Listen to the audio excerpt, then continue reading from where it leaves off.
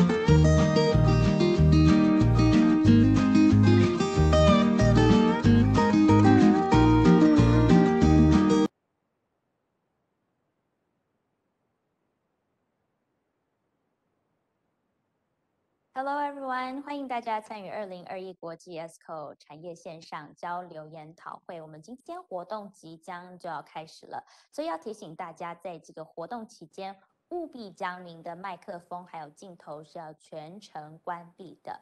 另外呢，如果你需要同步观看这一次的活动讲义，记得可以扫描荧幕画面上的 QR code 来下载。那我们活动即将就要在1点钟开始，所以请线上的贵宾稍待片刻，谢谢大家。Hello everyone, welcome to the 2021 International Esco webinar, and we will begin very shortly, so please make sure you have your camera and microphones are all turned off throughout the whole event. And if you wish to retrieve the presentation slides for the webinar, please just simply scan the QR code on the screen. See you all very soon. We'll be right back.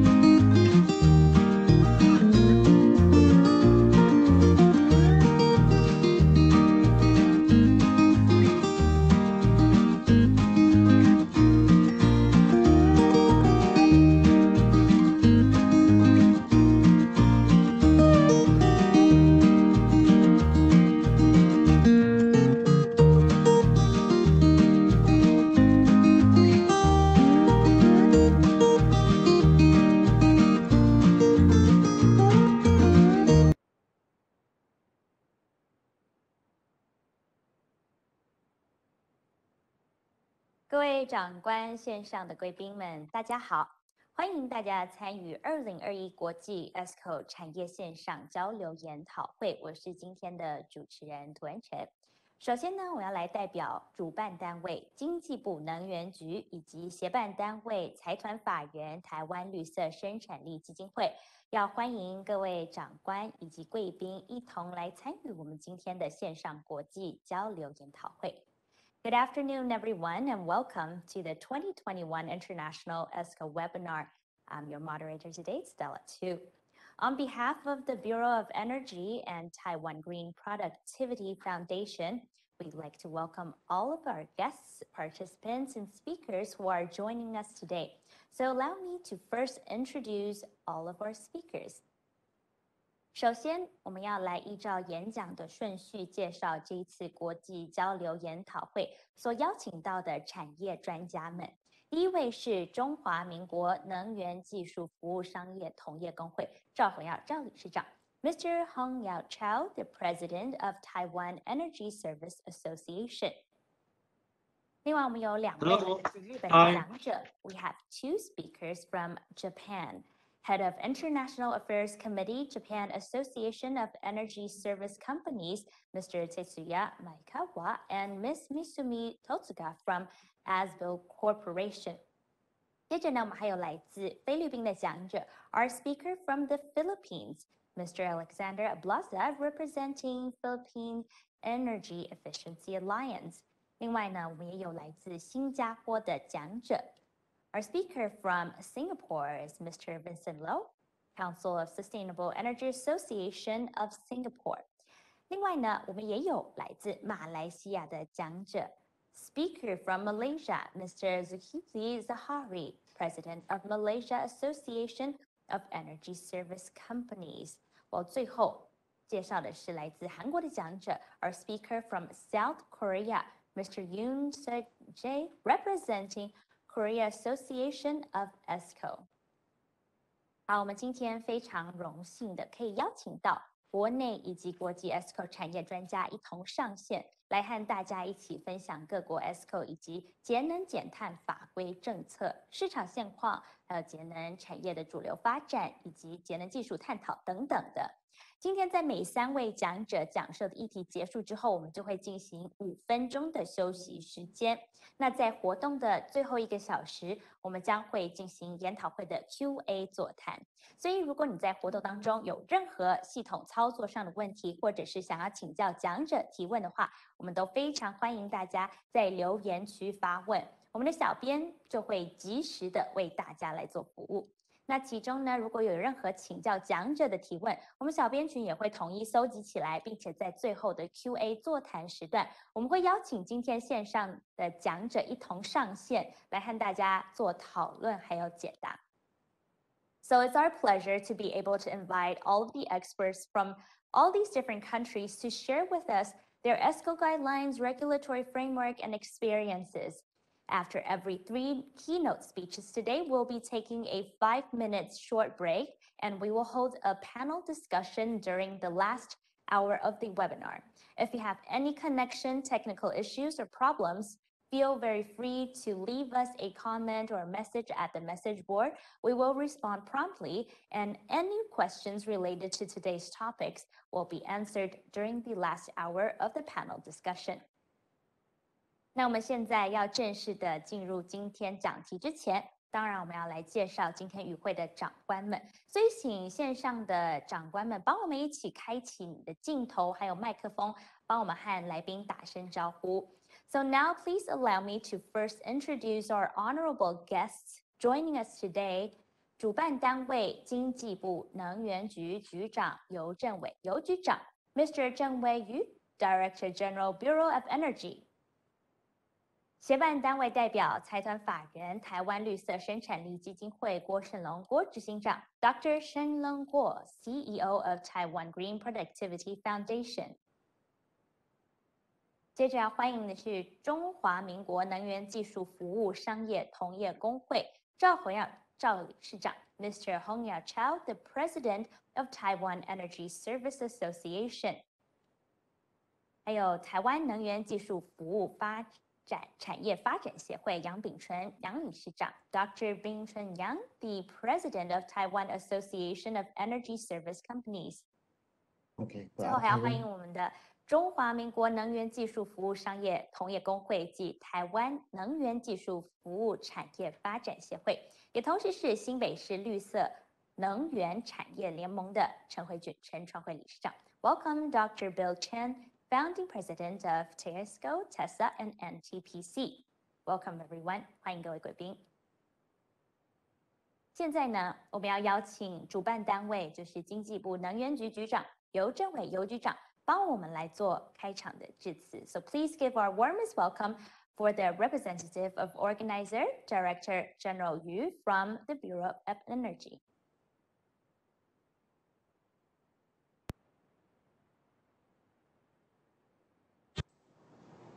Mr. Tatsuya Maekawa, Mr. Yongsok Jae, Mr. Zulkifli Zahari, Mr. Ongjen Lun, Mr. Alexander Abraza, Mr. Vincent Low, 我们台湾 Esco 工会赵理事长，我们 Esco 协会杨理事长，以及在线上的各位贵宾、各位女士、各位先生，大家午安。那首先很高兴有这个机会代表经济部能源局出席今天的研讨会，谢谢大家一起共同来参加。那我想今天的会议相对的非常的重要。那我们也看到国际能源总署针对我们 Esco 产业有做出相关的一些统计的分析。那我们可以看到，在去年2020年整个的产值大概达到了330亿美元。大概也成长了6%。那尤其随着我们的节能减碳以及对能源的效率的要求，这个能源总署预估到2030年，这个产值还会进一步的提升到824亿元。那这是在国际上我们对 Esco 相对的越来越重视。那相同的，我们也来看看我们台湾国内的一个发展。那大家都知道，台湾是一个能源缺乏的国家。我们大概98%的能源都是靠进口，对相对的如何降低能源的消费，如何的聪明的有效率的使用我们的能源，同时呢扩展这个再生能源的建设，我想是我们台湾所面临的这个重要的课题。那在我们台湾 Esco 过去的发展里面呢，在这个节能减碳以及能源效率的部分，其实相对的扮演的相当重要的角色。那这一点，尤其从它的一个商业模式，我们可以看得出来，它是从节省的能源消费的这个费用呢，来回馈来收回它所投入的成本。换句话说，这个我们的能源用户本身并不需要来编列相关的预算，那这个就可以来解决我们的能源用户呢，他在这个经费以及专业能力方面这样的一个负担。我想这是一个很好的一个商业模式，我想也是广为世界各国所广为利用的这样的一个模式。那我们看一下台湾有关 Esco 产业的一个发展，从初期大概只有20家厂商，那目前呢已经成长到超过350家这样的一个产业的规模。那尤其你看它的一个产值的话，更是从过去的大概3.9亿不到4亿元这样的规模。现在已经成长到将近160亿这样的规模，那我相信，在未来我们2050近零碳排这样的一个国际趋势下，如何的有效率的使用这个相关的能源，我想是未来我们都要共同面对这样的一个课题，也是一个世界的趋势。当然，台湾也不能避免的要来一样来因应这样的一个发展。那我们可以看到，台湾在发展 Esco 里面。那过去能源局呢，透过节能绩效的保证方案，来辅导我们的业者导入 Esco 这样的一个制度。那我们看到，我们累积这些年下来，大概有466家的厂商，大概已经累积了我们每年的节电的这个度数，大概达到3.8亿度，那相当于22万吨的二氧化碳的排放量。我们从这个成果来看，已经是相当的一个可观。那未来的这个发展呢，我想也是要再更精益求精。所以我们最近也要导入这个量测验证的这样的一个机制。所以呢，我们也引入了国际的量测验证组织所用的这个专业证照制度，我们希望在台湾也能够落地生根。那初期呢，我们也培养了3位专业的一个讲师，也有150位这样的一个专业的一个证照的人员。我想这些种种呢，都是我们过去针对 Esco 推展所做的一些努力。那我想今天非常谢谢我们的执行单位绿基会这边安排这样的一个国际研讨会，那也邀请了各国在这个领域方面的专家学者，大家一起来分享经验。我想包括日本、包括韩国、包括新加坡、包括菲律宾、马来西亚等等，当然也有我们台湾的专家。我想我们利用这个机会，大家共聚一堂，来分享各国在推动 Esco 方面各国的推动经验，以及最新的这个技术的一个发展。那我们希望透过这样的一个研讨会的一个技术交流，可以让我们各国的这些Esco 业者有一个很好的交流学习的平台以及机会。那也针对未来的国际合作呢，可以奠定基础。那再一次的很高兴今天有这个机会来出席这样的一个研讨会。那我在这边呢，也预祝我们整个大会顺利成功。那各位出席的人都能够有满满的收获。敬祝各位健康快乐。谢谢大家。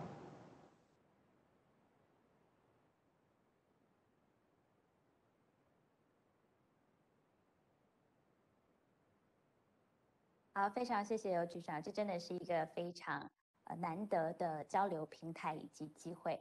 Thank you, Mr. Yu. This is a great opportunity for everyone to get on and share our experiences throughout the net. 接着呢，与我们连线的贵宾就是今天的协办单位代表财团法人台湾绿色生产力基金会郭任龙郭执行长。Please welcome our co-organizer of the event, Dr. Shenlong Kuo, the CEO of Taiwan Green Productivity Foundation. Welcome.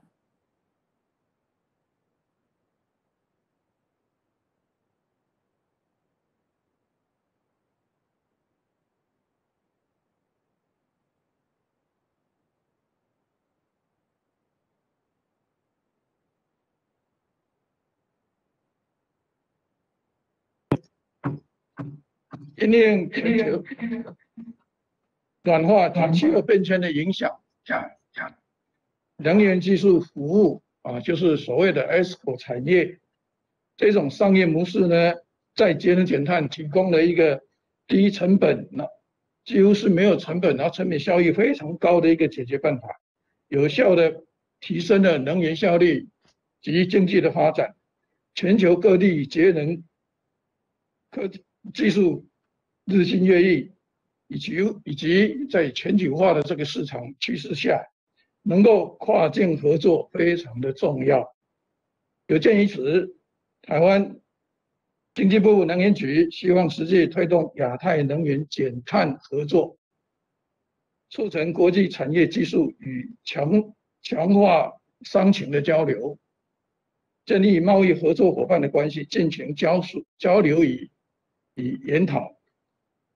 诚如局长刚才所谈的，我国能源技术服务产业从2005年的产值从新台币3.9亿元，达到2020年的160亿，16年间成长了40倍。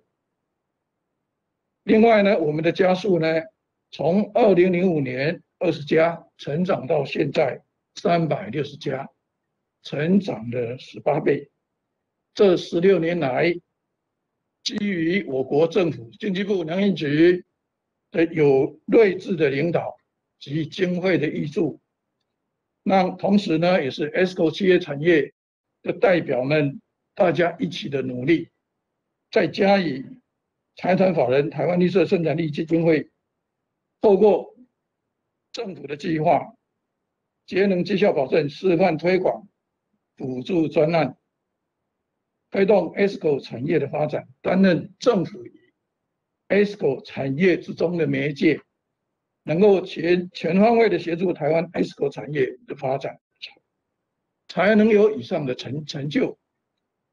所以本次国际 Esco 产业交流研讨会邀请了我们亚太地区域 Esco 相关工协会上线来参与，将针对国际间 Esco 产业发展的现况及节能技术进行经验的交流，及借由这一次的国际交流，增进我们国际间相互领域的资讯的交换，同时技术的共享，建立国际间合作模式与常态性的 Esco 的交流的坚实管道，带动国际 Esco 产业的发展。最后，本人仅代表财团法人台湾绿色生产力基金会，邀请各位贵宾、各位国际 Esco 产业线上来参加这样一个交流研讨会，并预祝今天大会圆满成功。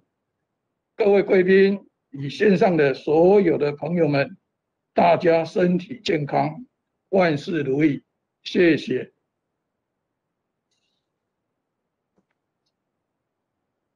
And we'd like to thank Dr. Shenlong Guo, CEO from the organizer Taiwan Green Productivity Foundation, for his welcome remarks.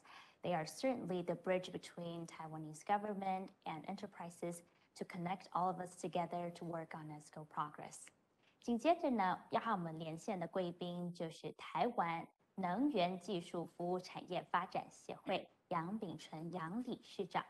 So now, please welcome Dr. Bing Chun Yang, the president of Taiwan Association of Energy Service Companies. Welcome. Okay. Good afternoon to all my friends. I think they are most of the new friends and old friends. And my name is Bing Chun Yang. On behalf of the Taiwan Association of Energy Service Company, I would like to extend my warm welcome to everyone here to join this webinar. As the General Director, Mr. Yu and Dr. Guo talking about the situation of the Esco industry in Taiwan. I think the Esco industry is supported by the Bureau of Energy. Then Esco industry in Taiwan grew very rapidly since the business model was introduced to Taiwan in 2005. The market value also grew very quickly from the initial about 14 million US dollars to about 570 million dollars in 2020. Despite on the impact of the COVID-19 in the past year, however, the market dropped only slightly by about 7 million US dollars in 2020. That is only about 1.2%. So that means through the effort and the cooperation with the government and the industry, the Esco industry already set up and accumulated a lot of the experience.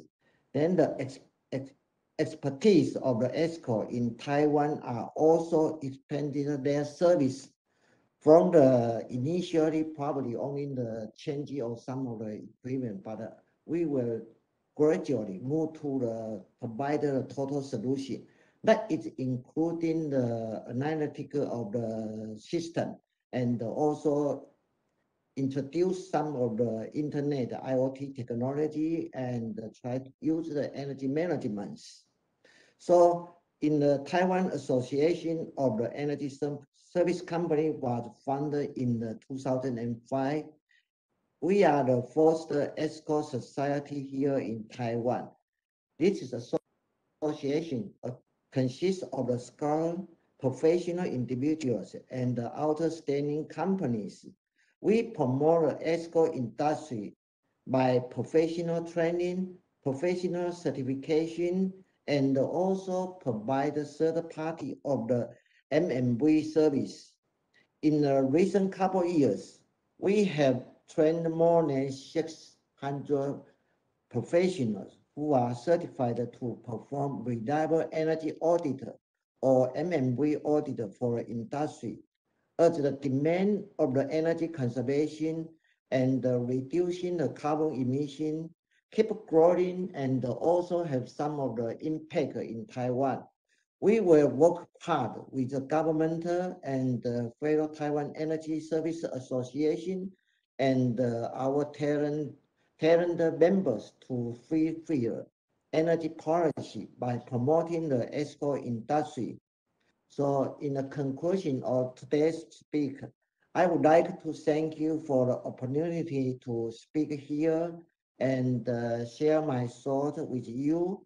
I will be here to watching the webinar, learning some valuable information from all other participants, and I hope you will do the same. Finally, I would like to deliver my best wish to everyone and hope you can enjoy today's webinar, and also hope today's meeting can be very successful and every participant have a nice and keep health during the COVID-19. Thank you for everyone. 非常谢谢杨理事长 ，Thank you, Dr. Yang。刚才杨理事长有稍微跟大家打了个招呼，也欢迎大家来参与这一次的 webinar。那当然，他有说在台湾的这个 Esco 这几年已经发展的其实是能源技术等等是发展相当的成熟了，所以在无论是培训或政府等等的合作，都是非常的顺畅。那也希望呢，在未来我们透过这个网络，即使是受到这个疫情的影响，也不会受到太多的一个影响。所以呢，透过现在网络等等的机会，尤其是像现在这种 webinar， 我们大家可以一起交流、一起合作。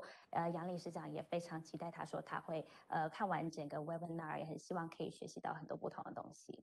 那最后呢，我们要为各位邀请致辞的贵宾是中华民国能源技术服务商业同业公会暨台湾能源技术服务产业发展协会，同时也是新北市绿色能源产业联盟的陈辉俊陈创会理事长。So now please welcome Dr. Bill Chen, the founding president of Esco, TESA, and NTPC to give us a welcome speech.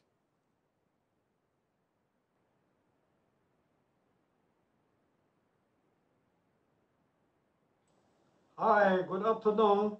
This is Bill Chen. Welcome everyone to our 2021 International Esco webinar. To introduce Esco industry to Taiwan, I established the Taiwan Association of Energy Service Companies, Taiwan Energy Service Association, and the New Taipei City Green Industry Association consecutively in 2005, 2008, and 2013. With the support from the government, the market value grew rapidly from $14 million in 2005 to $170 million in 2020. The number of active Esco service providers in Taiwan also grew from initially 20 to 355 regionally. The technologies applied to Esco products are also broadened from simple equipment change-outs to integrated total solution. As the ICT and the AI technology being standardized and blended into Esco industry, more new business models, such as cloud energy management service, are created to monitor and analyze energy usage. This advanced solution will not only realize more energy-saving opportunity, but also provide more resilient energy supplies by any anomaly detection. It is proven that a typical Esco project can easily save up to 40% of electric usage. As a founder of 3 major Esco associations in Taiwan, I'm glad to see the progress of Esco industry in Taiwan. I'm honored to be here, seeing a lot of old friends and new friends. I wish for productive afternoon and enjoy the wind dinner. Thank you for your attention. Thank you, Dr. Bill Chen， 也谢谢陈崇慧理事长。欢迎大家回到我们的2021国际 Esco 产业线上交流研讨会的直播现场。紧接着呢，我们就要进入今天的活动议程了。现在我们要来欢迎的是第一位讲者，中华民国能源技术服务商业同业公会赵宏耀赵理事长。Welcome everyone to join the 2021 International Esco webinar. And we are now finally starting our first keynote speech of the day. So please give our warmest welcome to Mr. Hong Yao Chao, the President of Taiwan Energy Service Association. And his topic is on Esco status and outlook in Taiwan.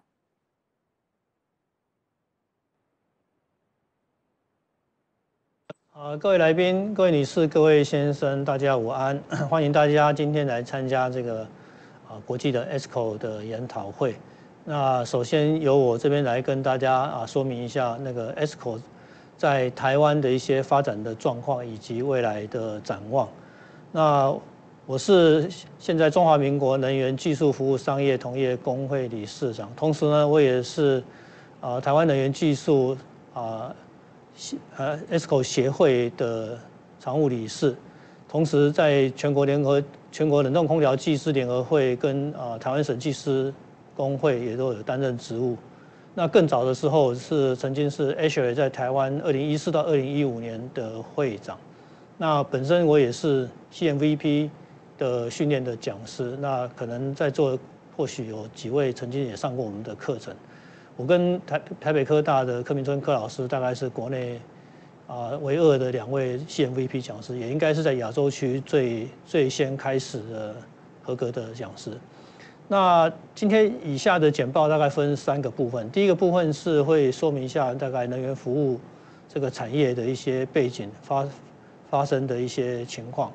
那再来会谈一下大概在2020年，也就是去年做的一些 Esco 产业调查的一些结果，一些跟大家分享。那第3部分是针对这个调查所发现的一些状况以及对未来的一些发展的一些展望，跟大家做一个分享。那首先呢，可能有些人会知道，就是说在能源服务的部分，其实最早是大概在1980年，就是台湾大概民国70几年的时候，2次能源危机在经济部能源委员会的下面，那时候开始发展的那个能源服务团，那时候就做了很多的相关能源服务的事情，提供国内的这些厂商免费的能源诊断跟辅导，那点出来大家可以做能源效率改善或者可以做节能的一些地方。那这一阵子呢，能源局大概做最多的应该就是根据能源管理法尤其是针对能源大用户，它必须要设立能源管理组织、能源查核组织，那要每一年要定期要送能源查核报表给能源局。那因为针对能源用户的管理，大概政府这边应该可以掌握到60%、70%以上的能源消费的状况，所以对国内的能源消费就会有一定程度的掌握。那台湾从大概1997年，也就是京都议定书在谈的那一年开始，就开始在研究国外的 Esco 这个产业的商业模式，想要看看用什么方式可以试着导入国内来作为发展。那这个计划当然也是由经济部能源局来做支持。当年在看这些事情的时候，其实主要参考不外乎是美国跟我们邻近的日本这2个国家。那稍晚今天日本也有讲者，也会针对这个部分跟大家分享一下日本最近的情况。那经过一段时间的研究之后呢，在2005年，就民国94年，就首先成立了 Esco 的协会。那协会其实的成立目的还是大家只是在凝聚一个共识看看这个 Esco 这个行业应该要怎么做。所以它的组成大部分都是以个人会员为主，当然早期还有一些团体会员那现在的话，应该主要都是以个人会员为主。那参与的人大概是学校的教授啦、研究单位啦，或者是第三方的一些非营利的组织为主。那他希望他应该是成为一个国内 Esco 产业发展的一个平台，那彼此可以分享一些 Esco 的一些经验啊，作为大家，而且看看是不是有可能找到一些合作的方案。那在这个下一个年度，就是民国95年2006年的时候，能源局就推动成立了Esco 的推动办公室。那这个办公室当然有几个重要的目的啊，其中最重要的一个就是说去推动了这个 Esco 的补助啊，这个也是目前国内大概以 Esco 行业来讲，大概最重要的补助的来源。那除此之外呢，推动办公室也想办法要去收集国外的一些资讯，建立国外的连结甚至引进国外的一些技术，做一些政策的研拟跟政策的制定给经济部做参考。那当然，第二个就是因为有补助款，所以对补助款的那个核定那个推动就要花很多的功夫去做管理。那其他就透过办一些教育训练讲习或者是一些现场的示范观摩等等。那 Esco 工会这边呢，就是说中华民国能源商业技术服务同业工会这个部分，大概在2008年、97年，就是比 Esco 协会晚了3年才成立。那 Esco 工会其实就是个商业团体，那基本上所有的会员都是以公司行号为主。那简单讲，就是一个要想办法协助大家从事 Esco 行业，再从 Esco 行业里面去经营事业。那这个工会这边呢，到截至到目前为止，大概有注册登记的会员就有超过大概360位左右。那这是前面大概是简单的一个背景。那现在就是跟大家大概报告一下这个我们国内在去年做的一个产值的调查。那事实上这个资料的调查已经做了很久了。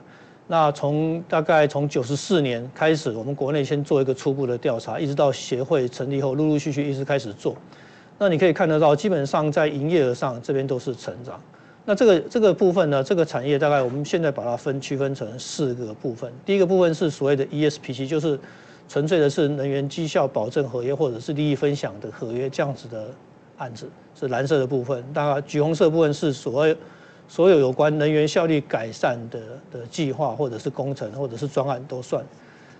那灰色的部分大概是比较偏向在属于资源性的工作，譬如说前期的一些能源诊断专案管理 PCM 的工作啦，或者是一些规划设计，甚至有一些后来的一些量测验证的工作等等。那最后一部分黄色部分是单纯的是一些高效能设备的销售，包括譬如说高效能的冰水机、空压机等等这样的销售。所以你可以看到这个趋势是一个往上成长的趋势，大概有2个年度是下降，大概在2009年、98年在金融风暴的时候，以及在去年就是疫情的关系，这个大概目前预估大概会减少大概1.4%。那不可讳言嘛，前几年的发展就是比较快，就是那个成长率都很快。到98年掉下来之后，在2010就是99年、100年这几年其实这几年会有比较大幅度的增加。其实有一部分的原因应该是归咎于这个补助款的金额的增加，所以那边有比较幅度的增加。所以在后面的话，市场就可能渐趋于稳定所以从2014年开始，从103年开始，大概增加的幅度都落在大概6到7% 左右。所以基本上是一路成长。那这个趋势从目前会员调查的心态来看，大多数人还是期待它会持续成长。那原因不外乎有几个原因，就是最重要的原因可能是最近讲的比较热门的有关西边，就是欧盟碳边境关税的这个议题。那另外一方面因为可能也是台湾的油电价格毕竟是偏低，那长期来看不可能是这么低，所以未来油电价格的上涨可能也会直接间接带动整个产业的营业额往上走。那以 Esco 的经营的形态来讲大概有分成3大类。这些公司呢，如果我们讲单纯只做 Esco 的公司，其实只有占16.5%。什么叫做单纯呢？因为它就是它大部分的业务就是做节能绩效保证工程，或者是能源效率的改善工程，这是大概16.5%。那第二多的部分，大概就是属于能源效率设备的销售，是占了大概1/3的公司是做这个部分。那其他最大部分有1半以上都是做能源效率相关的公司，它就是可能除了能源改善工程以外，设备销售以外，其他周边的东西。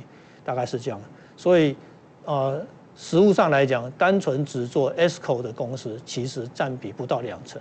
那这个也可以从这边大概也可以想象的出来，就是说，你公司如果单纯只靠节能绩效保证或者说利益分享，像这样子的业务形态来生存，应该是非常非常少。所以大多数公司做节能可能是一部分的业务形态之一而已。接下来我们看一下 Esco 的商业的模式的类型啊，我们下面大概把它分成几个类型，就是所谓 Share Saving， 就是利益分享型，跟 Guarantee Energy Saving， 就是就是节能效益保证型。那另外一种就是能源效率改善工程呢，但是它带有一次的量测，至少一次的量测验证这样子的类型是灰色部分。那第4种在黄色部分是刚刚讲的，就是设备租赁，可能是节能效率的节能设备的一些租赁。那浅蓝色的部分大概是单纯的设备销售，就是销售可以一次买断，那租赁可能会跨好几个年度。那最后一部分就是刚刚讲的周边的资源性的工作。所以你从2016年，就是从105年一直到去年109年的趋势变化来看变动最大的就是灰色的这个区块。大概都从后面大概2成多到后面几年增加到40%。那因为那其他的部分呢，像蓝色的这个浅蓝色这个能源效益保证型，这个基本上没有太大变动，但是绿色的部分利益分享型就变少。那从这边可以看得到，因为利益分享型它一般来讲它是跨年度的，它需要做一定的时间的那个量测验证去确保节能的效果，而且这个是融资方就是由 Esco 来出钱，那甲方本身他不用再出费用，所以多数的开始的公司都会希望用这个开始，因为甲方会希望这样的。但是这个东西做多的时候，对 Esco 公司的财务调度会有很大的困扰。那因此呢，后面这几年你可以看到灰色的这个，虽然是能源效率工程，但是它只有一次量测验证。那这样子的工作，大多数都也是在一年或者2、3年之内就把那个款项付完。对 Esco 产业来讲，它是比较适合这样子做，它比较不用太多的资金的调度。其他部分的比例变动就不大，主要是这2个。所以可能这个也是间接的看到说，就是说你越长的 Esco 的合约的时候，彼此的风险会增加，不光是资金的成本会增加，而是有相对的成本的增加。所以这是一个比较大的一个变化。那设备的租赁其实也一直在减少，可能也是跟那个要分期的方式去支付。那另外一个部分或许跟租赁公司的业务形态的转变，所以相关的节能设备的租赁就相对在逐年的递减。那接下来看呢，我们在 Esco 商业的操作呢，目前的状态是这样子。从公司的形态，这个是资本额，大概从100万资本额来看，平均都在2亿5千万上下，2亿8或甚至3千。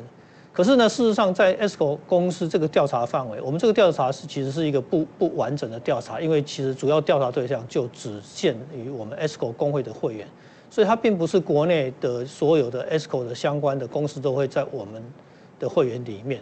那所以你可以看到这个平均大概在2亿7千万左右，但是呢，中位数只有大概6500万，所以大小规模会差非常非常的大，所以这个在调查上也会有一个。可是呢，你可以看到，在这个 Esco 行业里面，持续存在公司都在5年甚至6年左右，所以大家在这个行业里都已经持续很长的一段时间。那营业额在过去2017、18、19这3个年度来看，这个是当年度调查的时候的营业额，这是未来预期未来会增的营业额，大多数都是看好，大概只有在2020年这次的调查里面会比较大家对年度的营业额的成长就抱持比较保守的态度。那再来你可以看到能源效率的一个销售额啊，就这个在公司的营业额占比，因为刚前面讲，很多公司它并不是100%都靠能源效率的工作来维持公司运作，它还有夹杂着其他的业务。所以在这个情况下呢，你可以看到以2020年来讲，平均大概20%左右，其他年度也差不多从16% 到24% 左右，所以其实都不是占比100%。那你如果从2020年这个中位数来看，大概只有5%，中位数就是说有一半的公司从小排到大，有一半的公司大概只有5%，所以比例还是小的。那但是以获利来讲，大概维持在8.3%。那可是它跟过去的3个年度比，还是变得比较少，所以这个当然也变成一个竞争。那甚至有些公司会有到营业某些计划的营业会亏损，所以这表示越来越竞争，可能是越来越白热化。那以公司的各个技术类型来看，从公司来看，大概有60%的公司都是以空调改善为主，大概有将近50%以EMS 能源管理系统为主，其次就是照明热泵系统、电力系统的改善。那种以公司的专案的数量来看，最大的还是空调系统，其次是能源管理系统，那再来是照明的系统跟热泵热水系统。那这个当一方面是跟台湾在冷冻空调的使用，可能在大多数的行业是相当大的一个比例，所以节能的机会似乎也会最大。那能源管理系统的话，应该是跟这几年的一些政策的推动，或者是大家为了做节能，总是要先把一些背景资料先弄清楚，所以在能源监控管理系统部分也会投资比较多。那照明主要都会落在 LED 的改善的部分，还有热泵系统的改善，热泵热水系统的改善。那如果以服务的客户，就是说你的能源用户的类型来看你可以看到最大的部分就是学校。各式各样的学校都是从高中、大专院校甚至到大学。那公部门大概占比是第2大。那第3大部分在商办大楼，占10%。医院那有一些社区，譬如说社区或者是那个比较大型的一些国家社区。可是你可以看到，从这边开始上这一部分，这右边一半部这70%将近70%的比例，客户都在商业用户，就是在商业用户。为什么呢？其实因为他们的设备可能相对简单也单纯。那反过来看左手边制造业不可讳言，电机电子业还是占最大宗。这个是因为目前这几年的成长都在这个行业。传统产业在钢铁、水泥、造纸或者其他石化占比都很小，所以这个30%。换句话说呢，这30%针对欧盟的碳边境关税的关系，这个还有很大的改善的空间。但是呢，不可讳言，它的挑战也比较大，因为制程的改善毕竟是一个比较难切入的一个角度。那以能源效率的计划整个来看我们以公司来看他们现在持续在执行的 Esco 的 project， 大概8件，平均大概在8件到9件左右，但是中位数比较偏低，中位数比较少，所以有些公司是做的比较长远的。那曾经累积过的案例，在2020年大概有到30几件，那这个为什么数字会变少？可能有一部分原因是可能有些的人的累积案子多了之后，他甚至就退出了就是新公司也新公司加进来之后，把这个数字给拉下来。那另外的话，它的平均的节能的金额在300万左右，那它的那个预期的那个平均的合约期限大概4年。那这个也有发现，这个太长的，超过5年以上的，可能大家 Esco 公司也能够要做的意愿也不高。回收期也大概3年半到4年左右。那平均的节能的案子的金额，平均金额大概在500万左右。那在节能率呢还好，节能率大概目前来看这几年趋势维持在30%以上，所以这个也许也是显示说，现在大家节能的技术已经相对成熟，所以执行的结果会相对于稳定。那至于这个期限是大家都不太敢再把它再更拉长，那这个也许是后来在政策上要想办法看看是不是可以再突破，把一些回收期比较长的案子慢慢透过 Esco 的方式可以来做推动。那刚刚前面有提到，就是说有关于融资，大家的比较倾向就是自己就是尽量要把这个合约期间可以缩短一点。我们现在来看一下，如果它有融资的话，融资的金额你可以看到蓝色这一块是最大的一部分，这个都是用 Esco 用自有资金来做的融资。那这几年下来，其实幅度变化并没有很大。橘色的部分是可能跟银行业或者是跟租赁公司合作，用专案融资的方式去执行。灰色的部分的话，可能是公司用它自己本身的信用贷款，就用信用贷款。所以你去发现，好像真正专案融资，以 Esco 来讲，我们希望它用一些 project finance 的方式去做的这些节能绩效保证合约，好像变得比较少。那或许这也跟这几年中间呢，因为低利贷款因为 QE 泛滥的关系，让这个相对利息很便宜，可能 Esco 公司它可以自己想办法找到资金的来源，就不一定要跟金融公司去做合作。那以上的这个调查，从2020年的调查，大概我们简单可以看得到。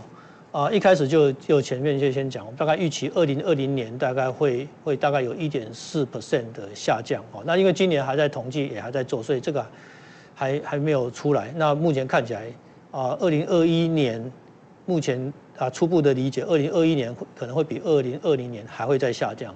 那这个都是因为现在疫情的关系。但是这个算是一个突发事件啊。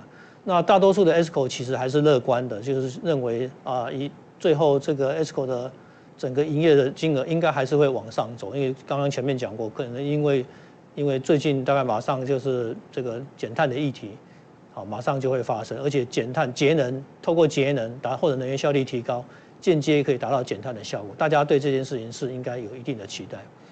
那以目前为止商业部门的服务还是占最大宗。那这个部分当这个还需要再赶快可能要做一些调整，因为台湾毕竟制造业是大宗，那商业的一些节能改善手法到了制造业可能还在做一些进化跟调整。那节能比率呢，目前来讲因为都很稳定的保持在30%以上，因为技术上已经相对是非常成熟，在商业部门的部分。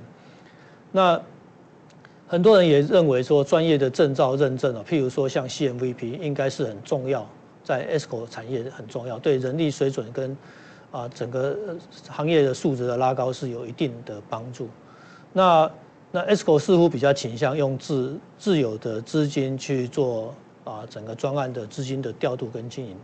那这个部分可能看看过几年会不会有改变，因为这个都是因为这几年 QE 泛滥的结果。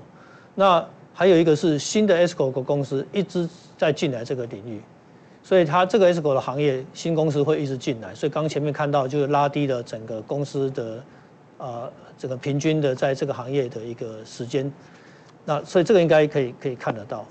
那至于未来呢，希望可以看到就是说透过持续的改善的能源效率可能比以前会更重要。因为就像阿姨也提到，在2030年之前，在这些目前所看到这些新的技术风电太阳光电甚至氢能源、燃料电池、电动车这些技术在真正成熟之前呢，可能还是要靠能源效率的改善来减缓那个来减缓那个碳排放的一些压力。那另外来讲，因为欧盟的西边的这个因为碳供应链的这些要求有关产品碳足迹的要求，可能也会成为台湾国内的产业在对外输出的时候一个很大的压力。所以将来怎么样透过 Esco 用 Esco 的方式去协助国内的制造业减碳，应该未来可以期待它的发展。那刚刚前面也大概已经简单提到，就是说有关能源成本的部分，在可见的未来应该还是会增加，只是增加的速度会多快用什么方式来呈现，是碳税还是碳费这个当然要看看未来的改变。那再来呢 ，Esco 其实应该对 Esco 行业来讲，要发展其他不同的商业的模式。譬如说，可能要去开发在制造业这个是最需要的，可能在制造业里面要去开发新的一些节能改善的一些工具。那甚至呢，是不是要尝试着去转变成为一个 Super Esco 的形态？就是我们后面会再提到，怎么样去提供更多元的、更完整的能源效率改善方案给我们的客户。那甚至应该要去应用能源管理系统结合未来的 IoT 或者是ICT AI 的技术等等，去结合它去做有效的管理。那最后呢，人力素质的强化也会是将来 Esco 行业会重要的。那虽然新的公司一直进来，那也需要培养新的人力，不管是第一线的人力、量测验证的人力，或者是能源诊断、现场能源管理服务等等，这样的人力都需要透过一系列的培养去做辅导。那这张图简单可以看一下传统上我们把这些现场的这些资料收集包括这个从空调啦、空压啦、电力系统啦，包括的那个热水系统等等这些资料的经营，现在透过云端的资料，甚至那个有关 IoT 的部分，这个现在资料都直接可以上云端。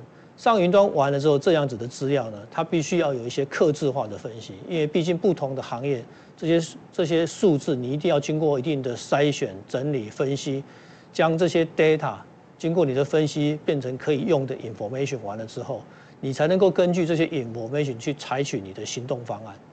那这个东西，当未来这些行动方案，如果这样的资料分析如果够成熟，后面也许会有一个 AI 系统来做整个资料的分析，甚至可以自动的做一些因应。那其实比较具体的讲，很多的节约能源的都是来自于人为上的疏失或者管理上的疏失所导致，所以能够透过一些工具的发展能够协助节约能源更能够确实能够做得到。那所以这个会有新的科技技术也会需要我们来做导入。其他呢，就是刚刚就提到的 Super Esco。Super Esco 呢，传统上的我们现在国内的 Esco 公司可能有些规模比较小，提供的都是单一的解决方案，它并不是一个完整的方案可以给它，所以可能做空调改善或者是做电力改善、做照明改善都是个别的公司存在。那当这样子提供客户的服务就不完整。那未来期待可能会有一个整合型的，就是 Super Esco 的逻辑可以出现，它可以提供比较完整、全面性的客户的概念，甚至呢未来透过一些量测验证 MV 2.0 的方式，用大数据的方式去帮你所有的资料收集回来，分析完了之后去看还可以做什么样的改善、运转策略的改变，或者一些预防保养的预告，让你知道避免一些能源改善。避免一些能源上面的一些浪费。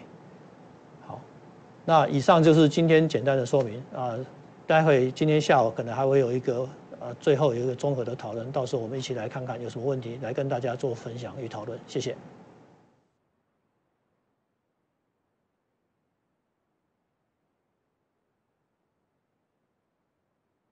And we'd like to thank Mr. Chow, the president from Taiwan Energy Service Association, for giving us a brief introduction of Esco's status and outlook in Taiwan. And we look forward to meeting him online later during our panel discussion. 我们要非常谢谢赵理事长给我们的这一趴演讲。紧接着呢，我们要进行今天第二个研讨议题，将会分成2段。首先，我们邀请到的是日本 Esco 推进协议会国际委员会主任委员前川哲也 Mr. Tetsuya Maekawa。和我们要来分享 Escos in Japan. So please now allow me to introduce Mr. Maekawa, and the topic is on Escos in Japan.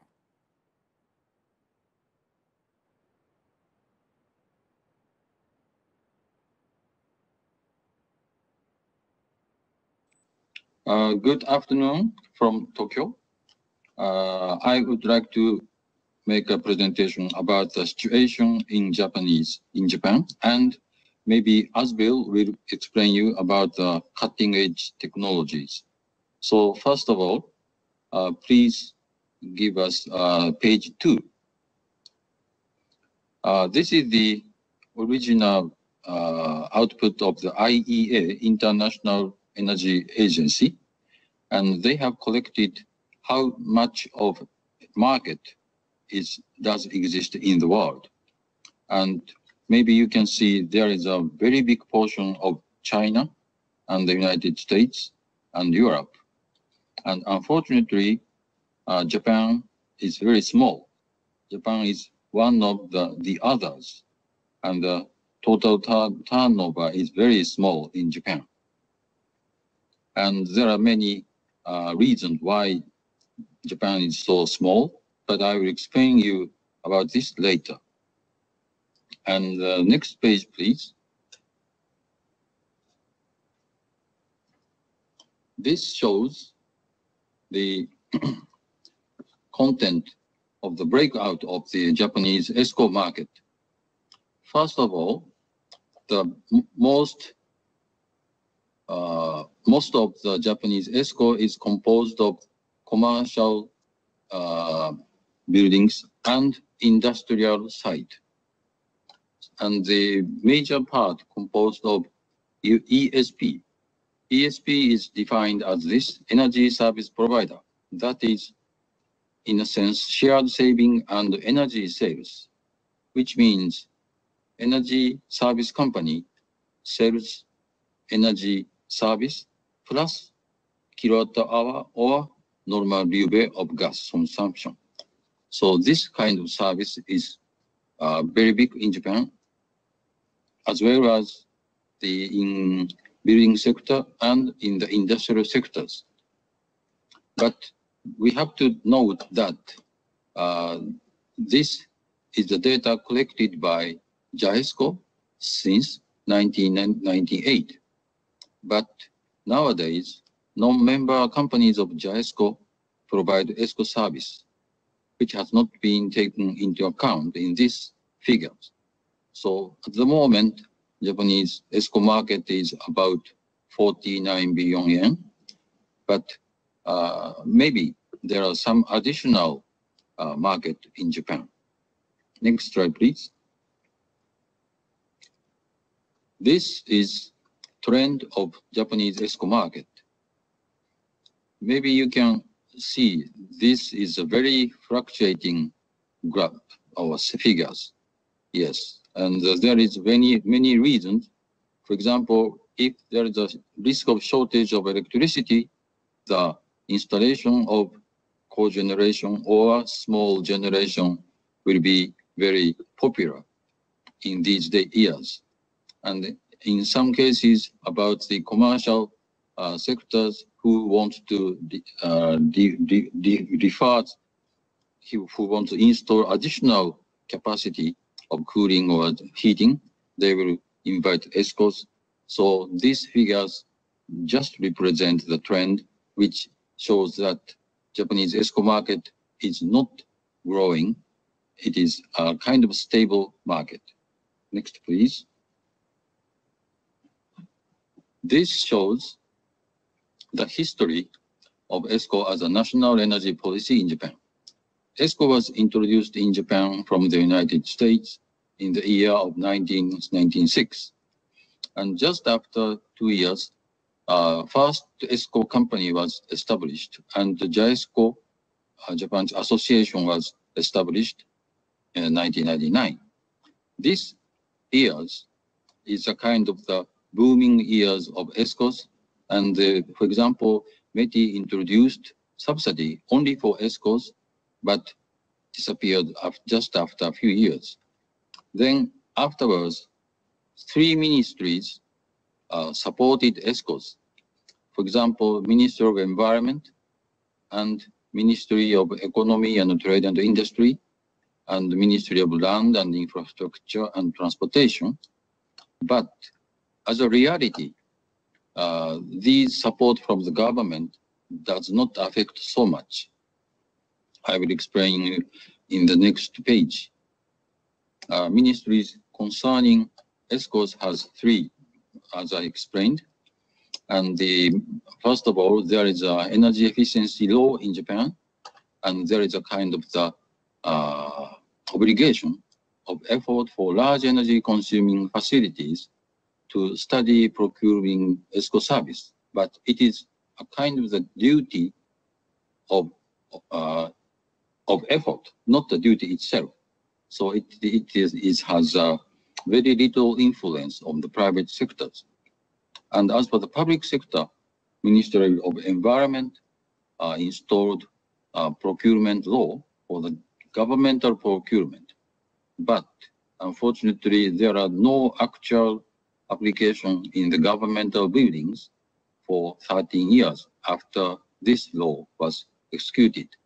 Of course, local government introduced a very huge amount of ESCOs, but unfortunately, central government does not or has not been procuring ESCO service.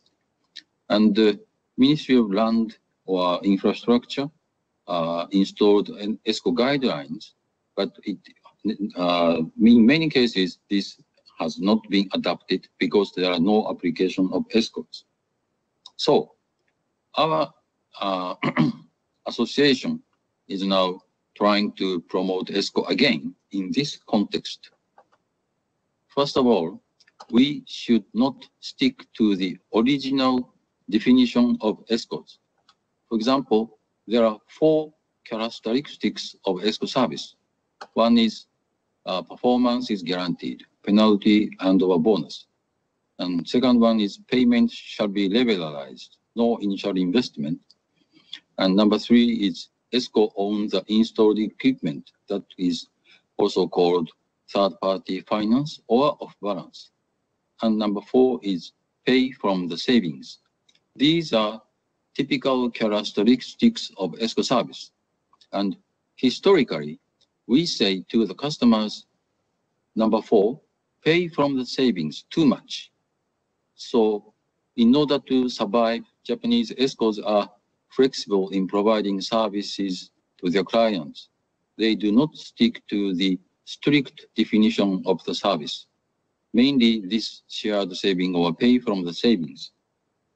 For example, next slide, please. This is the original concept of ESCOs. We reduce the energy cost, and we also guarantee the performance, and the customer will pay from the deducted energy cost as a service fee. But we say this is only one type of ESCO. We say to the client, the ESCO's advantage is not only pay from the contract, pay from the savings, but also the energy leveling, payment leveling, or performance contracting. So, as I mentioned in the previous slides, there are 4 types of characteristics of ESCO service, and most important one is in this zero carbon world. It is very important to guarantee the performance of energy savings. That is our strategy to survive as a new organization or new type of organization in the new world. And finally, I will explain you about our organization itself. We have established, as I mentioned, in 1999, and we are now have 76 members. And we have our activities include policy and marketing and the information exchange and international cooperation. And we are now encouraging our members again that performance contracting is very important in the era of the non-carbon society. Thank you very much. I will finish my presentation. Thank you, Mr. Maekawa, for sharing with us ESCO in Japan. 接下来呢，我们邀请到的是来自日本阿兹贝尔株式会社国际规划部主持人物种美纯。Our next speaker is also from Japan. Her name is Ms. Totsuka, and she will be sharing with us the cutting-edge energy management in Japan.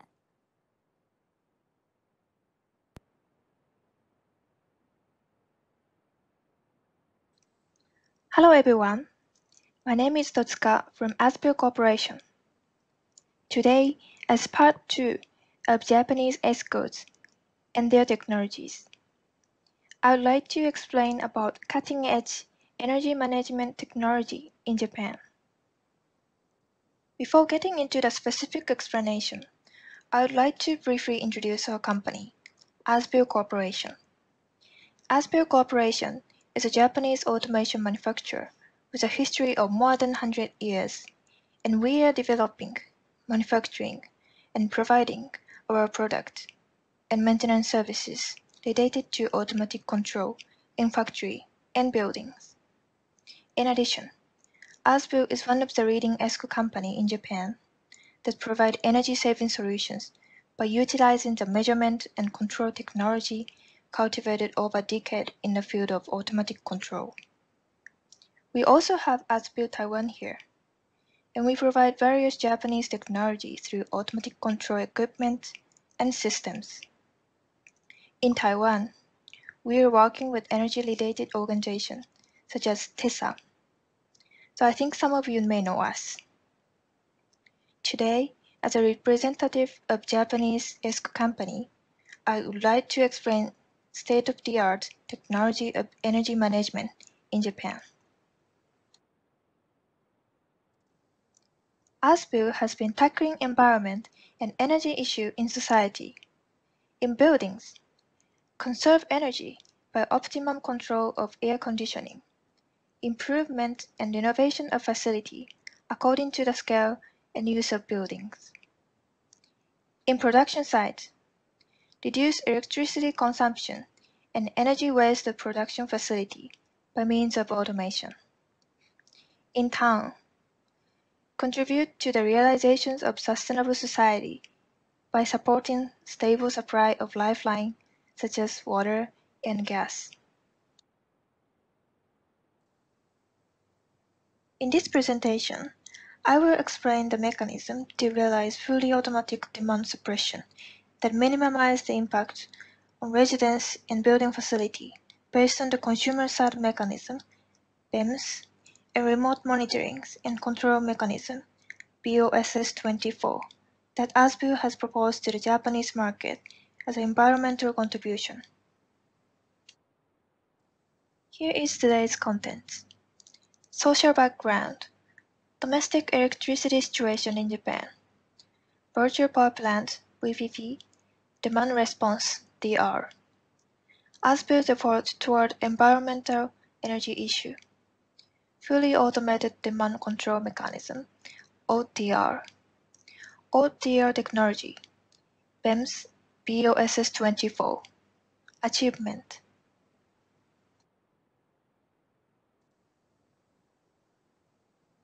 On March 11th, Japan's electricity situation changed drastically. Since 2000, electricity system reform has been implemented. It has been further accelerated due to the Great East Japan earthquake that occurred on March 11, 2011. Demand response is getting attention as one of the technology of VPP, that is virtual power plant, which is new energy supply concept. VPP is a concept that active power control on a consumer side is equivalent to the expansions of power supply facilities. In other words, to suppress the electricity on the consumer side by managing the renewable energy resources in the power grid, and suppress the demand on the consumer side is equivalent to expand power supply facility. To realize the virtual power plant concept, there are three key technologies. First, distributed energy resources, DER, and their control technology. Second, IoT technology. Third, demand response technology. First, about distributed energy resources, DER, and their control technology. In recent years, distributed energy resources, DER, are spreading rapidly. VPP is a mechanism that allows them to behave like a power plant by integrated control. Second, IoT technology. By the improvement of IoT, we could manage all the resources, including demand side, and it could be possible to optimize the supply and demand balance. Third, demand response technology, utilizing IoT. Demand response, which optimally controls the demand on the consumer side, is equivalent to power generation by renewable energy in the grid, and power leveling by storage and discharge control using power storage equipment. This is important technology of VPP. In terms of demand response, which stands for DR, I'll explain a little bit more detail. Demand response DR is one of the measures to cope with the urgency in supply and demand of electric power from demand side instead of supply side. In detail, demand response has such as demand suppression and leveling by control of facility equipment, the distributed generators, and the batteries. This solution is expected to be very important technology when renewable energy resources, for example, solar power, which is unstable supply, is introduced and has a big share in a grid.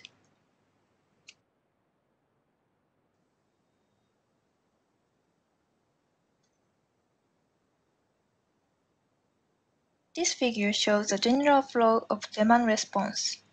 When power supplier requests load shedding to the aggregator, aggregator also requests that to each customer, and the operator on each customer side manually implement DR.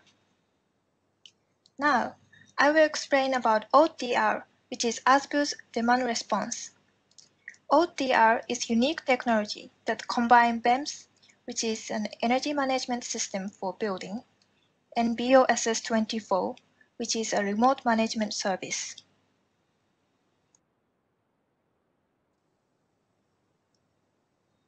This is a diagram that briefly explains the ODR system by comparing it with the general demand response. The upper row is the ODR system, and the lower row is the general demand response system. In general demand response, the consumer-side operators manually implement DR based on the demand suppression request from the aggregator. Usually, operators make a judgment based on limited building information, and they consider the impact on the important equipment and the comfort of residents, so it is very difficult to take detailed demand response. On the other hand, in ASBU's ODR system, the aggregation server issues a DR control command to the BEMS of each building in response to a demand suppression request from the power supply company, and implement demand response control automatically. BEMS appropriately control the building based on the living environment and equipment operation status of the entire building. It is possible to carry out detailed demand response without affecting the building environment and operation. In order to realize this ODR system, one of the key technology is aggregation as cloud service.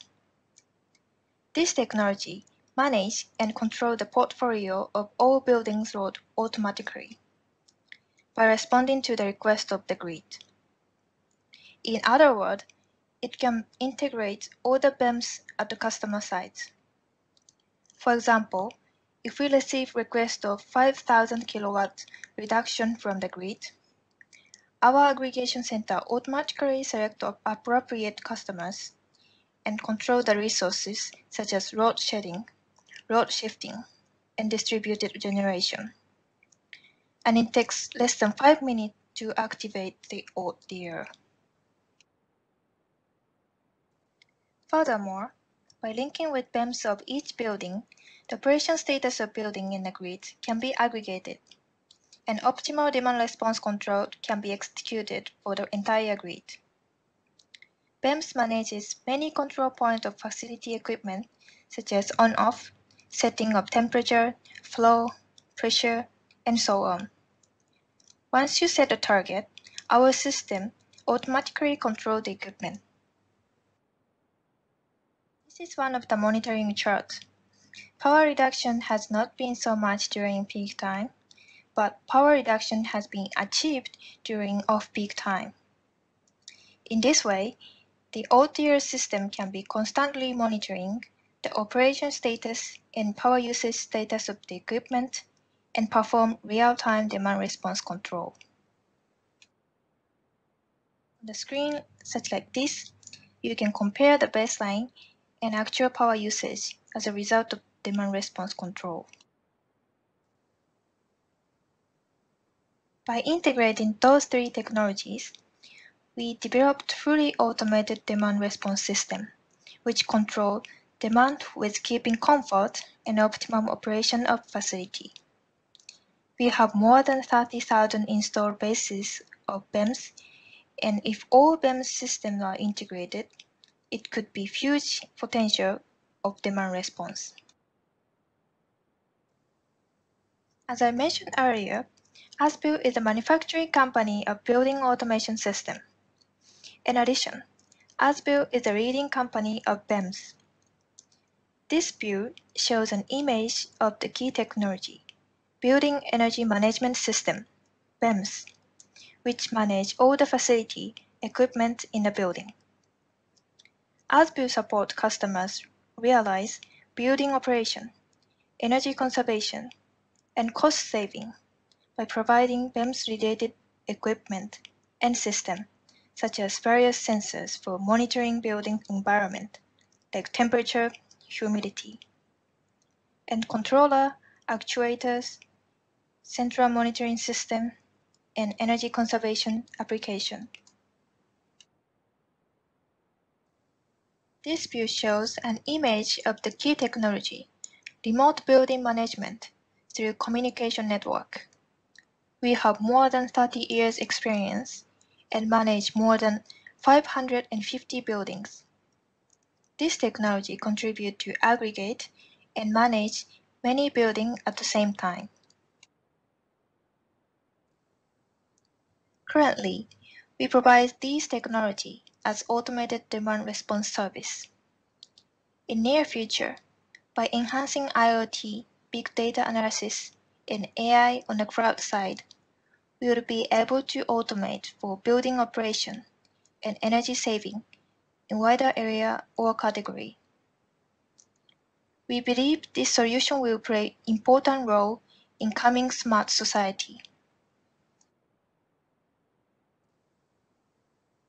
This is a trend regarding VPP and DR in Japan. In Japan, with the aim of introducing VPP and DR from 2012, the Japanese government, major electric power companies, manufacturers, and other companies have collaborated to start survey and are working for creating mechanism and disseminating through demonstration project. Japanese government is promoting subsidy project for the purpose of popularizing VPP and DR. Thank you.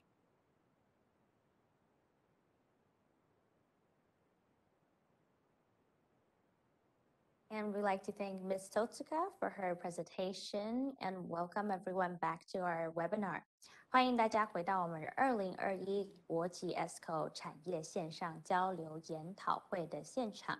那接下来有第3位讲者是来自菲律宾能源效率连线理事长 Mr. Alexander Ablaza. Welcome everyone back to the 2021 International Esco webinar. Our next speaker is Mr. Ablaza from the Philippines, and his topic is removing Esco market barriers across Southeast Asia to help bridge a $892 billion energy efficiency capital gap.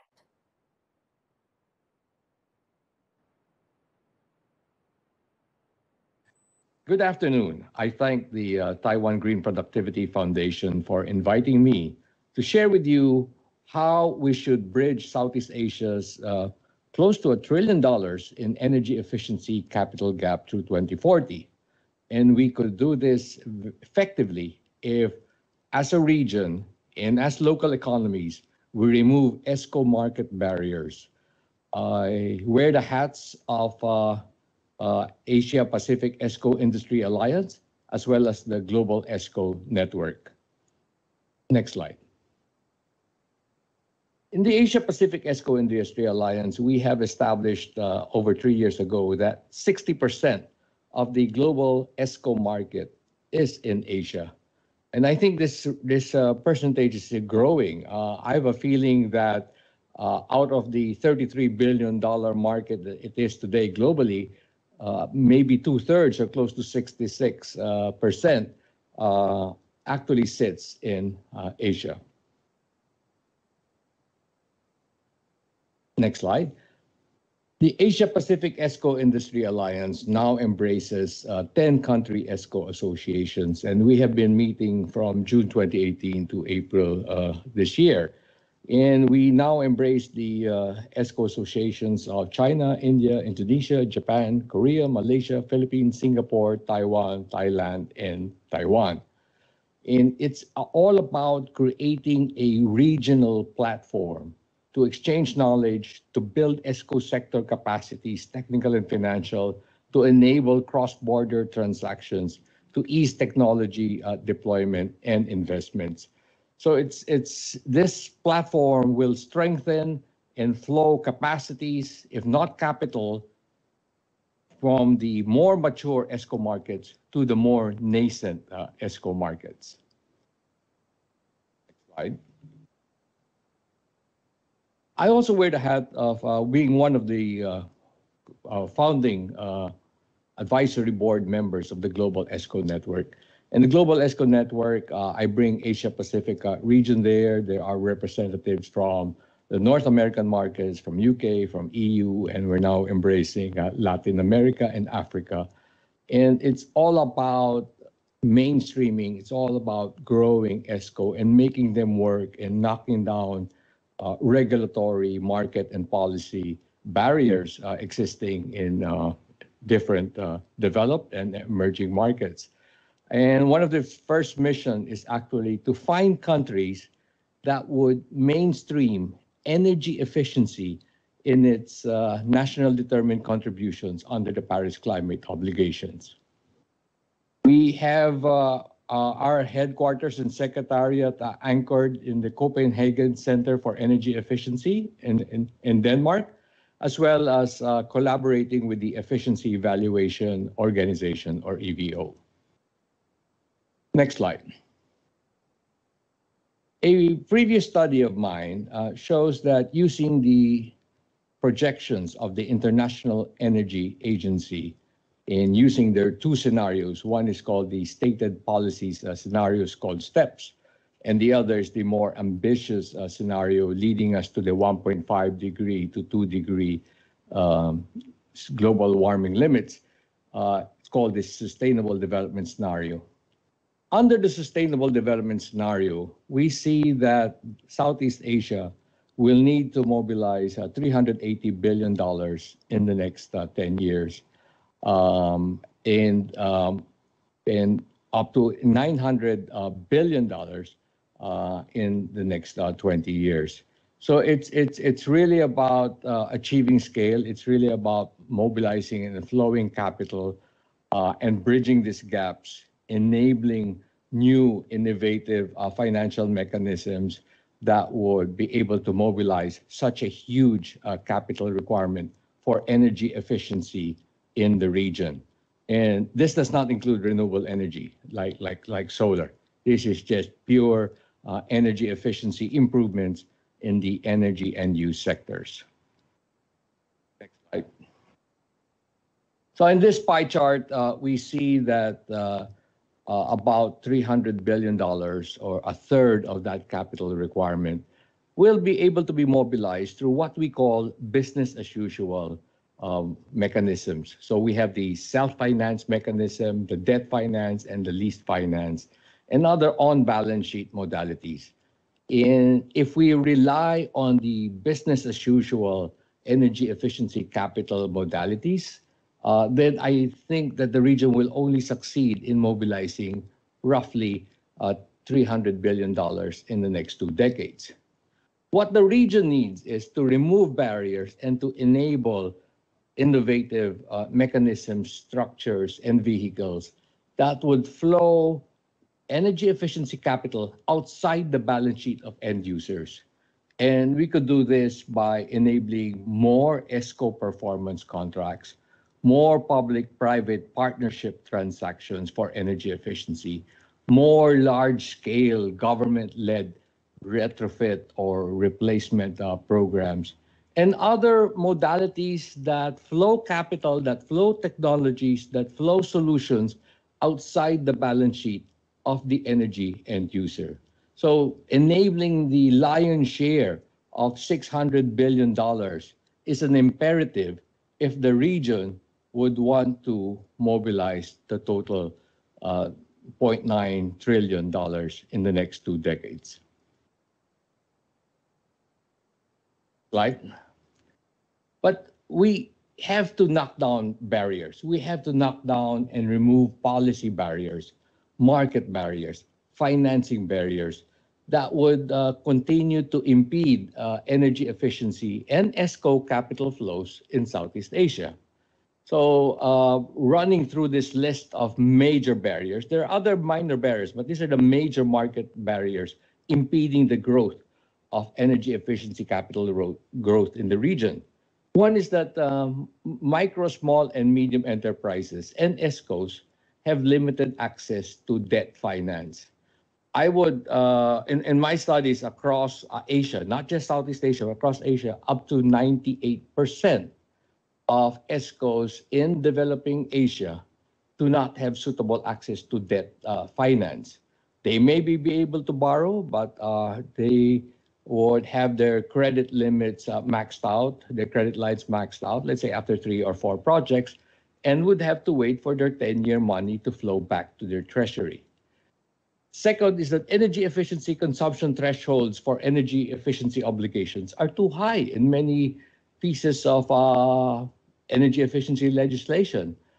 In Singapore, for example, it's 54 terajoules a year. And those are very huge. These are the scales of petrochemical refineries, for example, to be consuming 54 terajoules a year. Indonesia, although there's a movement right now from the energy ministry to recommend to the president of reducing it by a third, but the law still says that 6,000 tons of oil equivalent should be the minimum consumption threshold before they start to get obligations under the law. So this has to be lowered. It has to be more inclusive to capture the small and medium energy consumers. Largely across the region, there are delayed phase out of energy subsidies. Most of Southeast Asian markets, in fact, up to 8 markets are still in the process of phasing out subsidies in electricity tariffs, subsidies in other fossil fuels. There are only 2 markets that have succeeded to remove the vast majority of energy subsidies, and that's Singapore and the Philippines. The rest of Southeast Asia are still in the process of pushing them out. And what it does is it affects the commercial viability of third-party investments.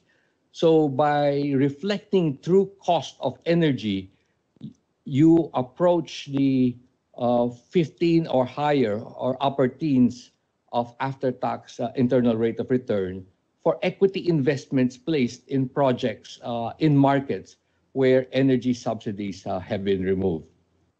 Next barrier is that Esco project investments need access to fiscal incentives.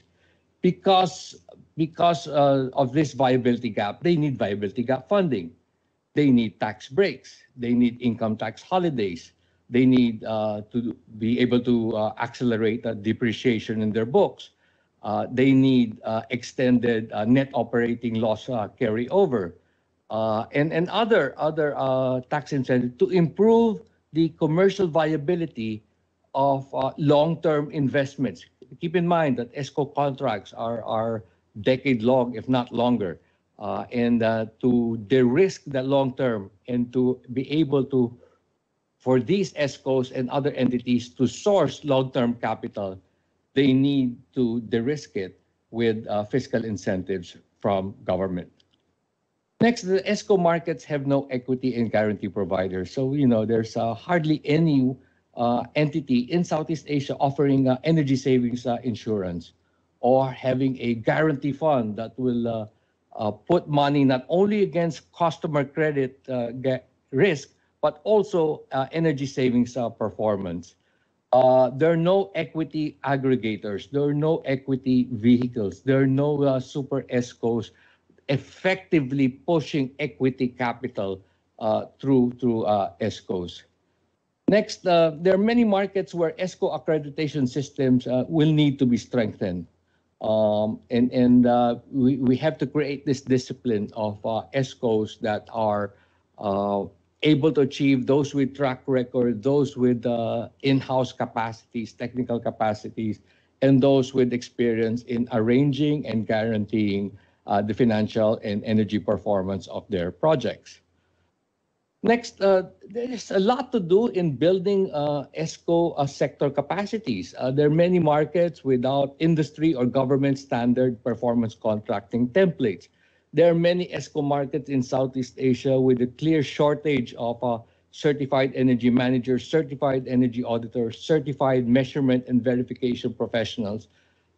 So there's a clear shortage of people who know how to do, let's say, level 3 and investment grade audits, who know how to design and negotiate measurement and verification plans, who know how to negotiate energy savings performance contracts or energy service performance contracts with host entities. And lastly, there are still some governments in Southeast Asia whose procurement and budgeting rules are not compatible with the ESCO performance contracting.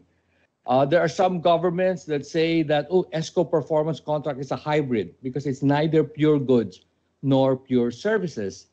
And therefore, ESCO contracts, ESCO services cannot be procured under government rules. There are also some governments that impose multi-year contracting limits. Like, yeah, you can enter into multi-year contract, but only within the elective or political cycle of the current administration. So you cannot get a 10-year contract because it's limited by the multi-year contracting limits of certain government. And budgeting as well. There are some budgeting rules of government that say that you cannot use energy savings to pay an ESCO, or you cannot use energy savings to pay for energy efficiency improvements, because budgeting rules say that energy savings would automatically have to revert to the treasury. So again, these barriers will have to be removed, knocked down for the market to grow. Next slide. So let's run through the different modalities. First is the self-finance, and this is very, very common. It need not be, the supplier of the solution need not be a full ESCO, but it is the stepping stone for an ESCO, because even if it starts as an energy efficiency technology and solutions providers, the middle market or the large corporate, commercial and industrial entities, whether it's a building owner, a factory owner, or a fleet owner, will procure a solution, a technology, or a service on a pure purchase order. So there's nothing, energy performance is hardly made part of this type of procurement. It's simple, it's straightforward, but it's the building block for energy saving. It's the building block for energy technology solutions providers to evolve into ESCOs who can later guarantee and provide all the services from audits to engineering to procurement to installation, to testing, to measurement verification, to operatorship, and to maintenance. So this is a good stepping stone and a very good growth building block for ESCO markets. Next slide. And then we have the debt and lease finance energy efficiency projects. So let's focus on the two charts on the screen. The left-hand side is the next step as a market, as an ESCO market and the financial market grows in maturity. We have the guaranteed savings model, which many call the North American model, because this is how the US ESCO market grew, where an ESCO is involved, but the end user or the building owner is the borrower. of the energy efficiency capital from a financial institution. So the project or the energy efficiency capital is actually on the balance sheet of the end user. And this is a good growth strategy because the end user's creditworthiness is most often better than the creditworthiness of the Esco as the Esco market matures. So this is the next growth phase. And when the banks are starting to understand Esco contracts more and more and are trying to design financing programs and energy efficiency lending programs that are more Esco friendly, that allow Escos to borrow using adjusted security, collateral, and equity requirements. So when that time comes, you graduate to the shared savings model. That is the chart on the right-hand side of the screen. And this time, it's the Esco that is the borrower. So the Esco arranges finance outside the balance sheet now of the end user and flows debt capital or lease capital through its own balance sheet. So that's the difference. So again, the guaranteed savings model on the left-hand side of the screen, that is on the balance sheet of the end user. But as the Esco and financial market matures and graduates to the shared savings model, we now have an off-balance sheet model. That means that the Esco and the energy efficiency project capital sits outside the balance sheet of the end user. Next slide. And then this is the evolving model. This is the evolving model in certain markets like in Singapore. I see this in Philippines. We have an equivalent called Climergy, where a third-party investor or project company is the aggregator of several Esco contracts. In this model, it flows equity capital to several Escos. It's able to cover wherever it can, wherever commercially viable, not only project capital, but also O&M fees through the life of the performance contract. In this model, there is no direct contract relationship anymore between the Esco and the end user.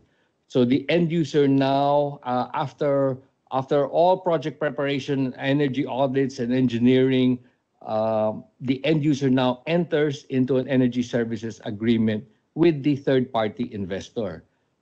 And there's a back-to-back energy performance contract between the third-party investor and the Esco. So the third-party investor is the aggregator. It could be said, it's said to be like a holding company. It's even said that if it's in the private sector, it's likened to be a super Esco. If it's in the government side, then it's a government-owned super Esco, or it could be a fund. It could be a portfolio investor. So it can take many shapes and sizes. In India, for example, EESL is said to be the third-party investor. So we have structures like this that are fast emerging. And I am pushing this across many governments that I work across Asia.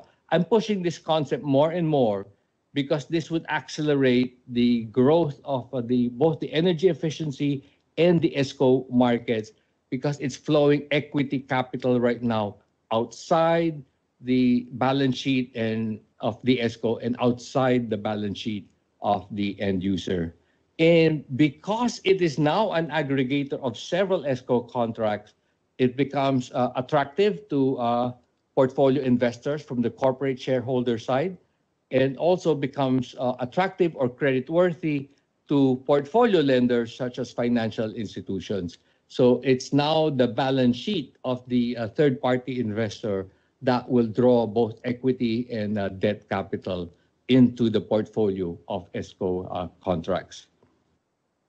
Next slide. So let's talk about removing the barriers, and I would name 8 barrier removal strategies for Southeast Asia. The first barrier that we're knocking down is the consumption thresholds. So what we have to do as a region, what we have to do is to review our energy efficiency and conservation laws.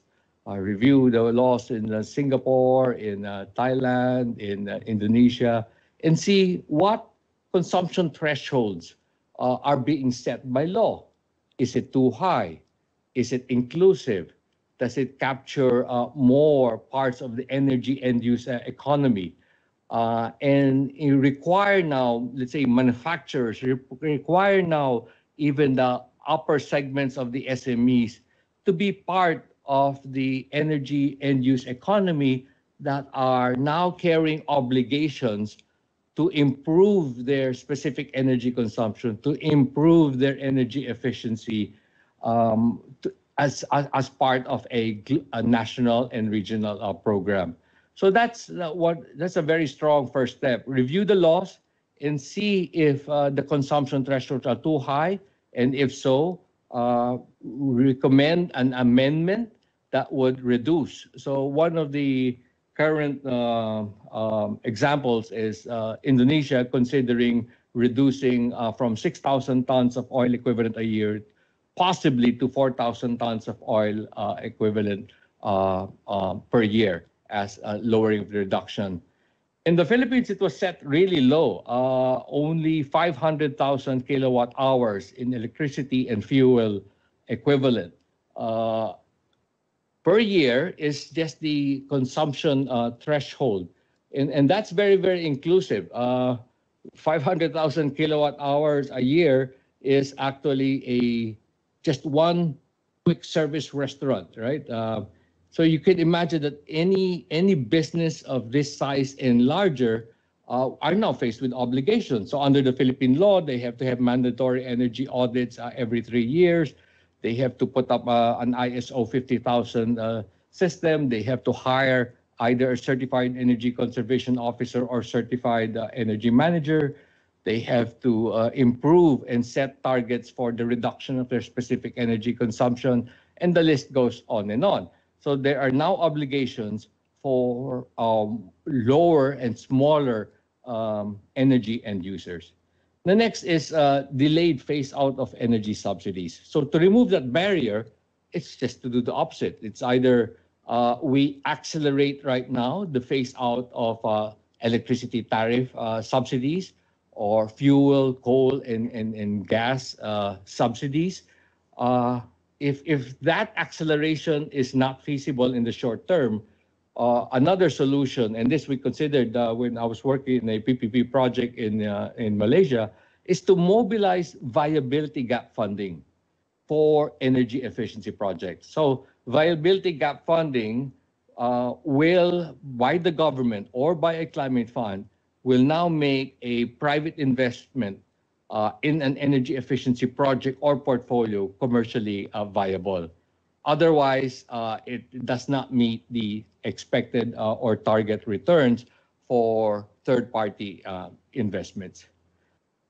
Next barrier, MSMEs and Escos have limited access to debt finance. And one way of solving this is to de-risk the bank lending and design and establish risk-sharing facilities with and other guarantee mechanisms right now that would enable the bank to expand its portfolio exposure to this new asset class called energy efficiency.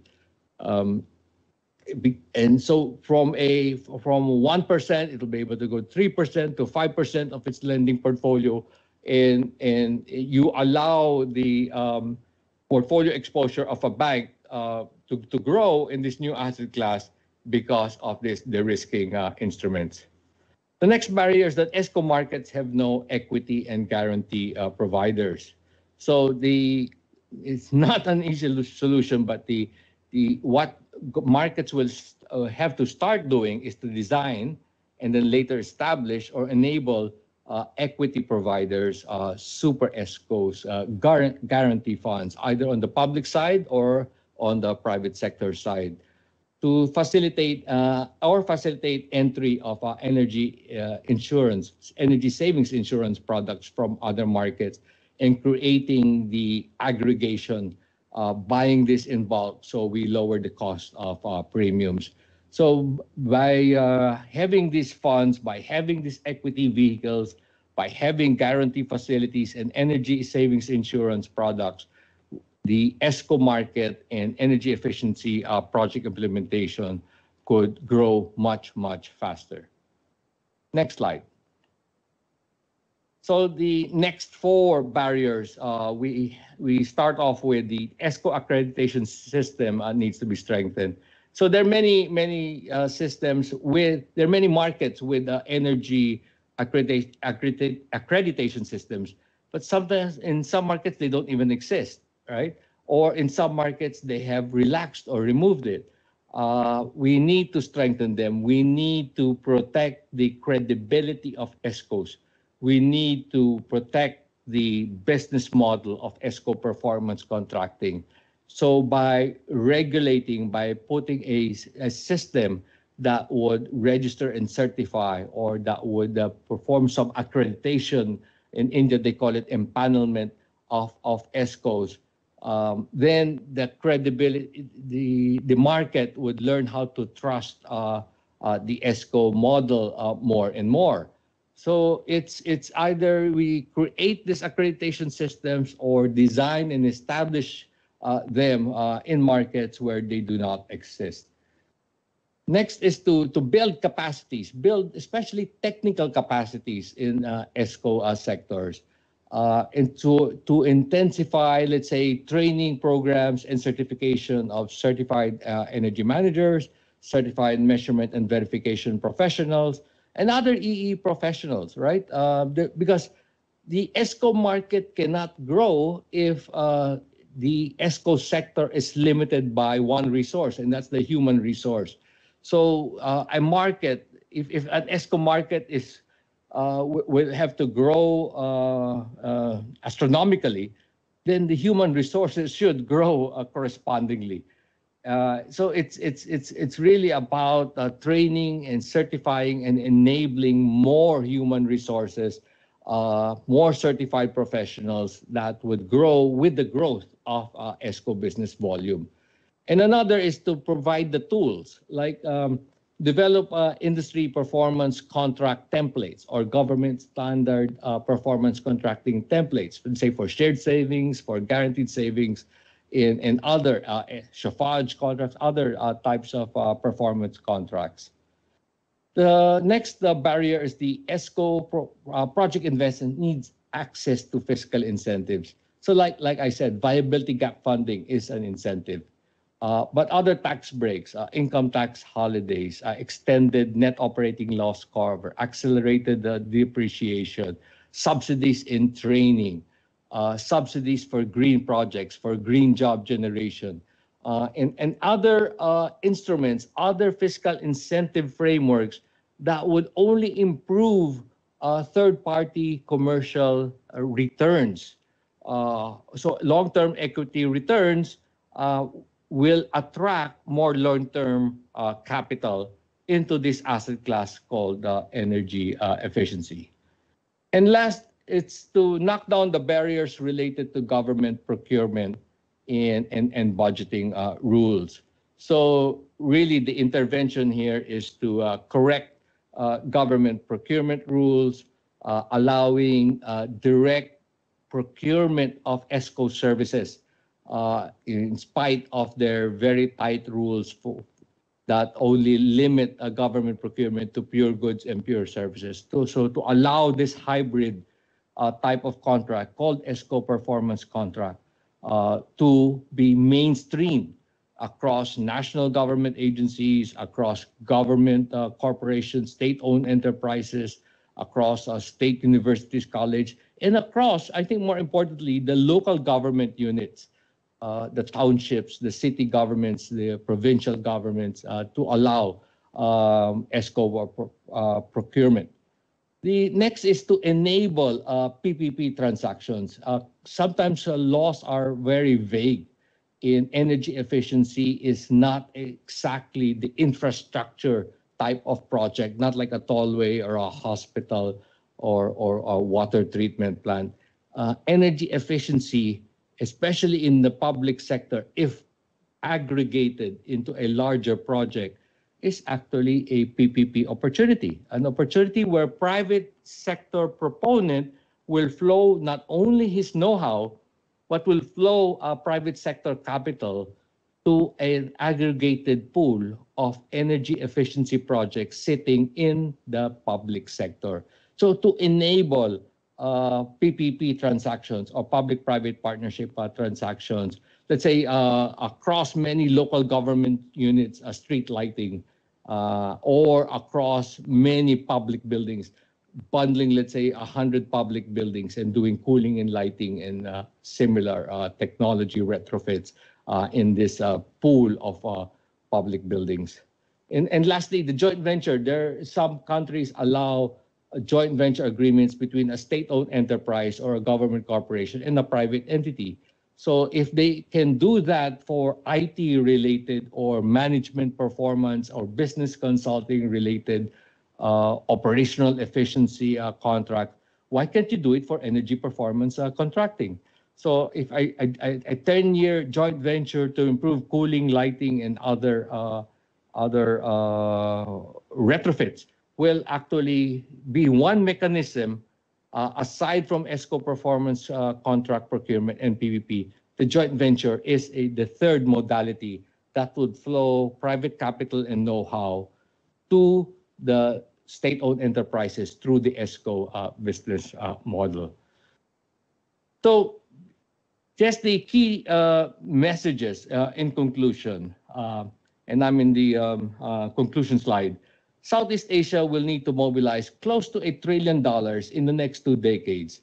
But to do that, it will have to be serious in removing, knocking down market barriers, policy barriers, financing barriers, and introduce now innovative financial modalities that would flow more off-balance sheet capital, the $600 billion of off-balance sheet capital to the region.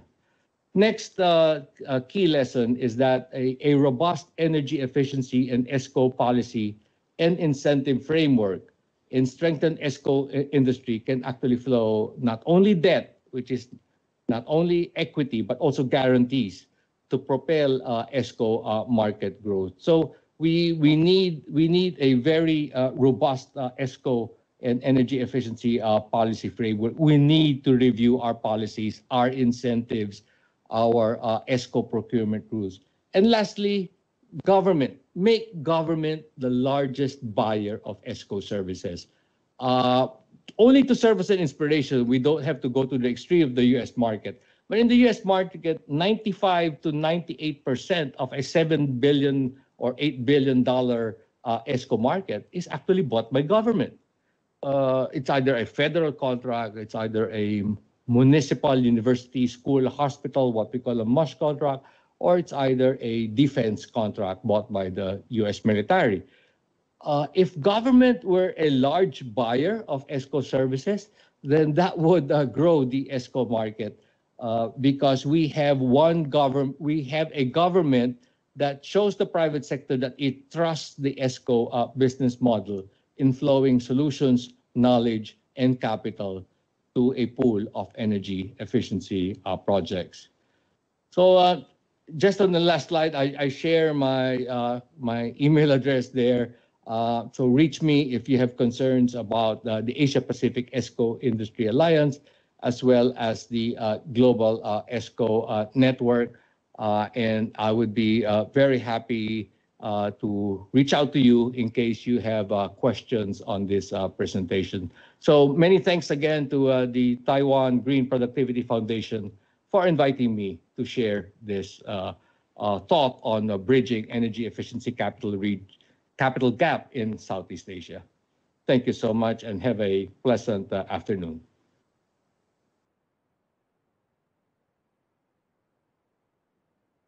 刚才我们看到的是来自菲律宾能源效率连线理事长 Mr. Alexander Blaza 的 presentation， 他也有特别说，如果还有任何的疑问的话，他也留下了他的 email， 可以欢迎大家随时跟他联系。And we were just having this presentation from Mr. Alexander Blaza on the topic of the removing Esco market barriers across Southeast Asia to help bridge the $892 billion energy efficiency capital gap. Thank him very much.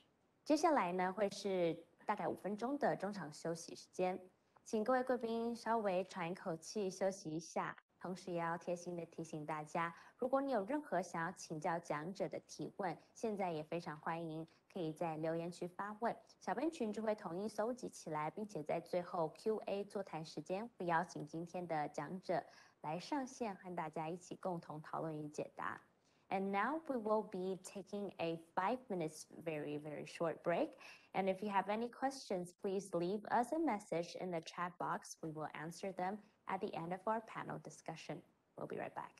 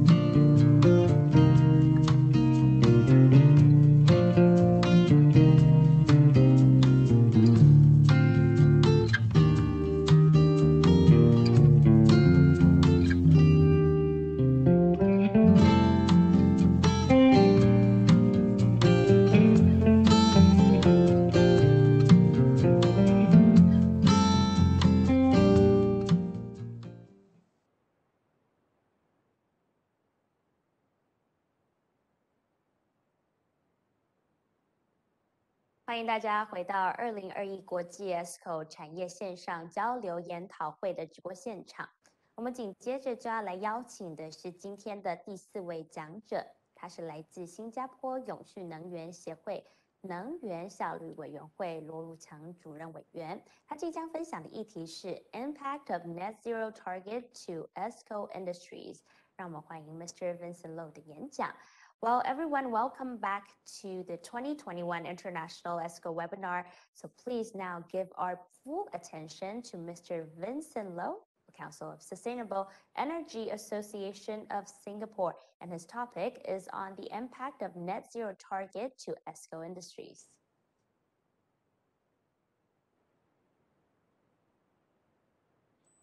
Good morning, ladies and gentlemen. First of all, I'd like to thanks for inviting me to this international Esco seminar. Today, I want to share with you this topic, impact of net zero target to Esco industry. The reason mainly is because we know that there is a lot of stakeholders starting targeting net zero for the industry, and how are they going to meet that target? So can we Esco able to help them to go through this journey together? Okay, let's look at what actually I have prepared for you. You can see that in this second slide, Singapore Building Energy Benchmark.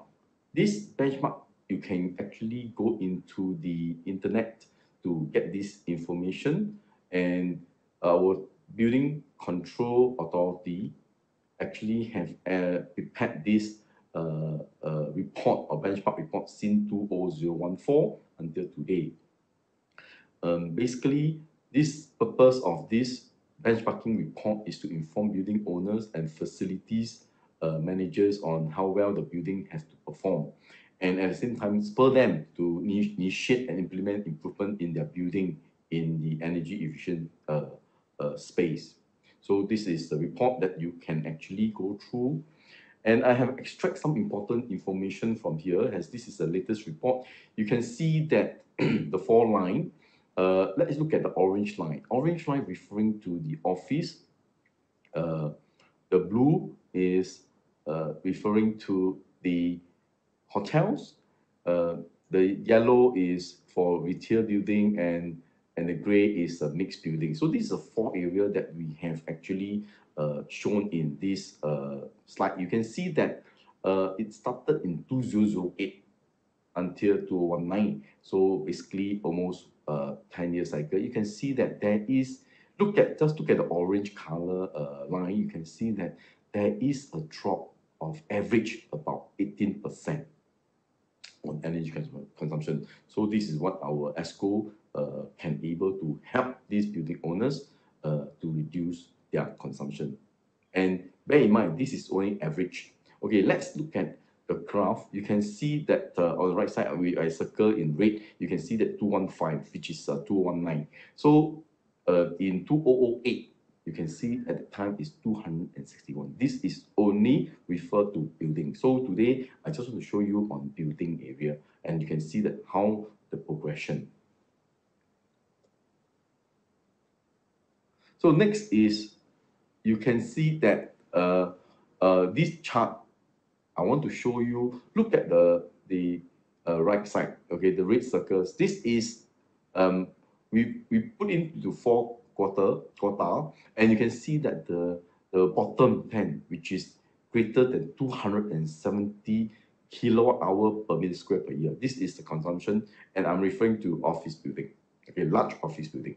So you can see that the top tier, okay, which is about 147, okay, that calculate, you can see that there is a potential saving of 45% in the total energy consumption in office building. So this is a potential, okay, but practically, but every country is a bit different. So this is the only for Singapore, and you can see that the top 10%, which is I have actually shown in the center, is 115 kilowatt hour per meter square per year.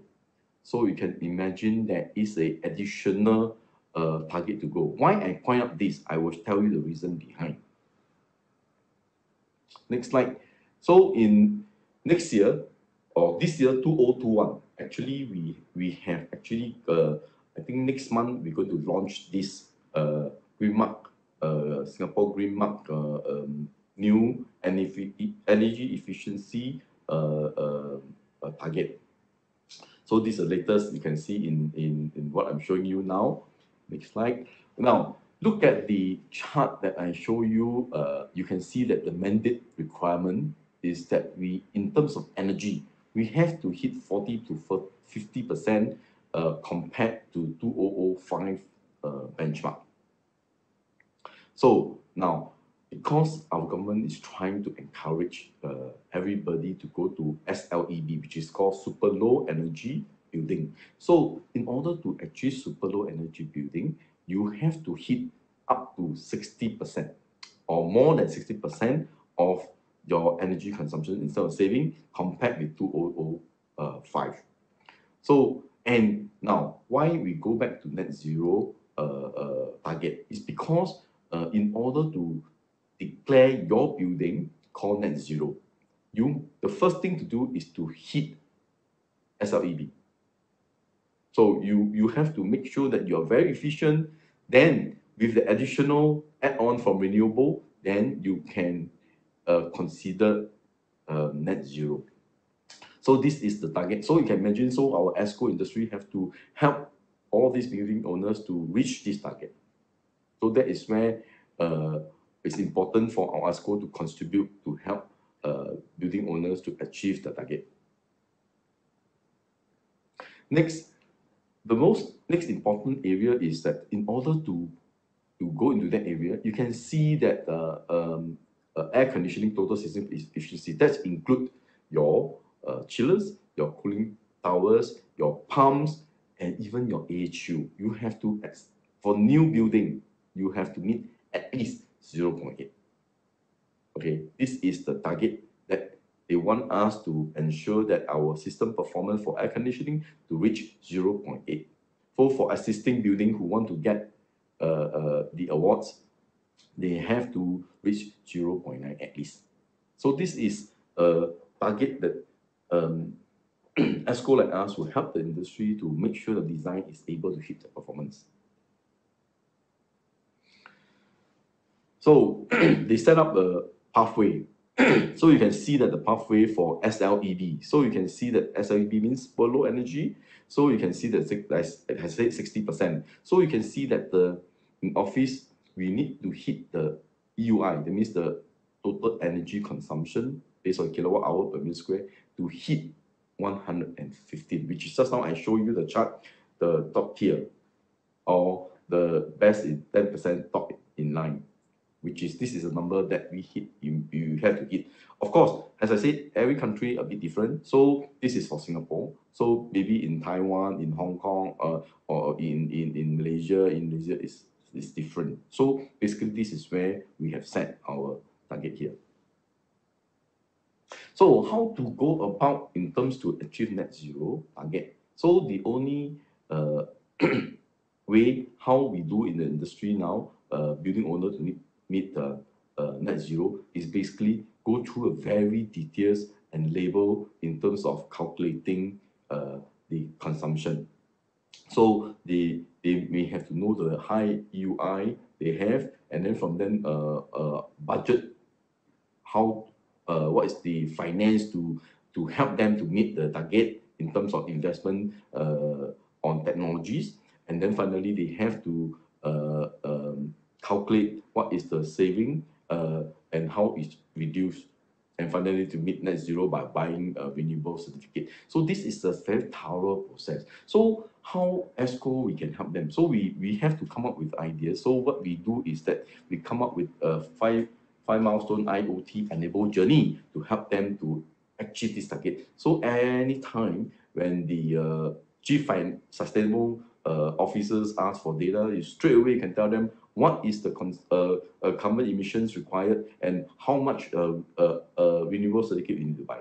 Now, so this is where it look at So what we do is that we go into this 5 milestones. You can see that the 5 milestones from plan for success all the way to real-time net zero carbon compliance. So this is the steps we help the developers or building owners to achieve net zero. Now, as you can see that this chart, okay, on the top you can see that in order to have a net zero carbon successfully implement in the building, first of course we need to have a champion who lead this net zero, okay, and this management team target how to achieve this. So what we do is that we come up with the IoT management system to manage this. So you can see that we will have 2 areas or 2 parties. One is the net zero project management team, which is Esco can come in to help together with owners to achieve this target. And the other one is the REC trading platform, so they can trade in terms of renewable energy, who is going to do that kind of work. Okay, of course, all these must do in a digitized way, okay, rather than manual. So what we do, we have to implement, we plan, do, check, and act on it, how to achieve the target. So you can see on the area that first, of course, we identify all the buildings and energy sources. Okay, basically, if the developers have a couple of buildings, we can identify all the buildings in terms of all the energy consumption, and then put into a database, okay, IoT database, to organize and connect all this and make sure that we know all the consumption of each area. And then we plan the next 5 years or 10 years, depending on the company, and how are we going to reduce the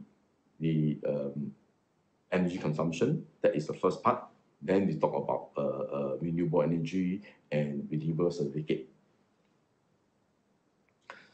So as a Esco, what we can do is that we help in terms of planning out, okay, what is the options of cost implement in this process of getting the net zero. So we can have option 1, option 2, option 4, 3, and 4, and 5. So that is where we go about doing this to help the owner to identify area to reduce energy consumption. So next is that we go into the baseline of each area. Then with the baseline, then how are we going to target and how to reach your target. So we plan for them in terms of the next 5 years or 10 years. You can see that we get the past 2 years data from 2001, 18, 19. Then we project out what is the consumption, and from there, area where we can help them reduce energy, area where we need to spend capital investment to help them reduce, and finally, what is the target to put in renewable that in our own in their building, and finally the renewable certificate, how much they need to invest to pay for it.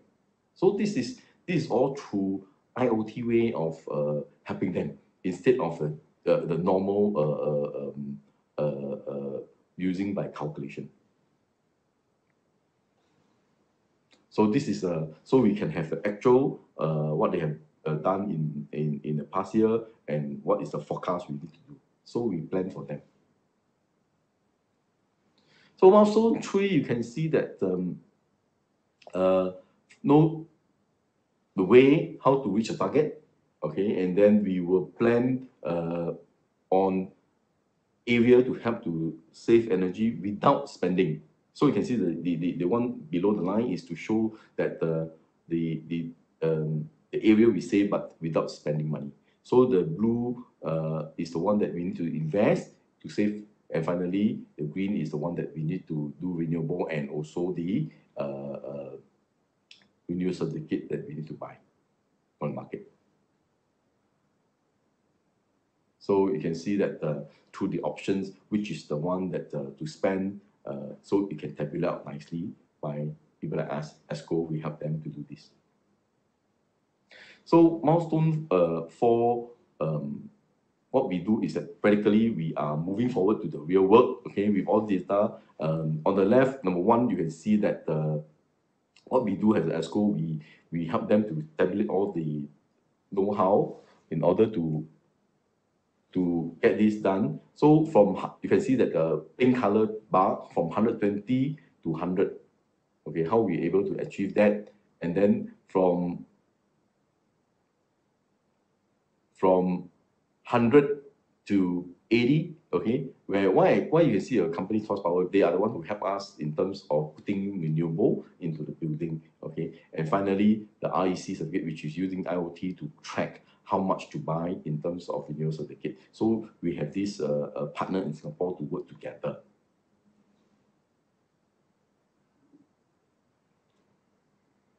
So in order to move forward on the real time, so of course we work with our partners, Switch Automation, to do some IoT data to manage the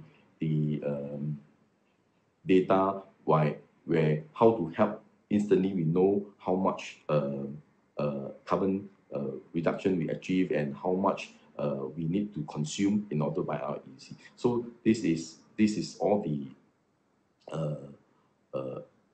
data that we require to justify how to help the owner to minimize buying REC2.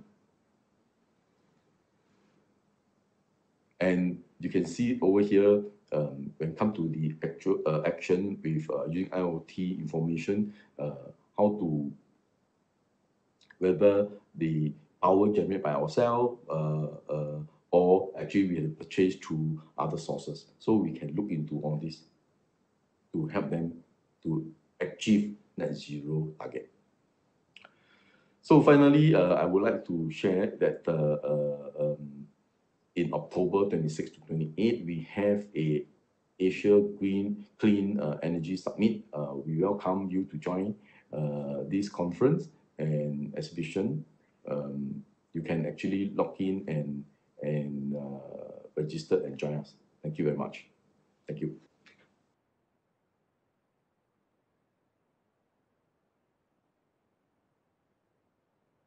谢谢罗主任委员的分享。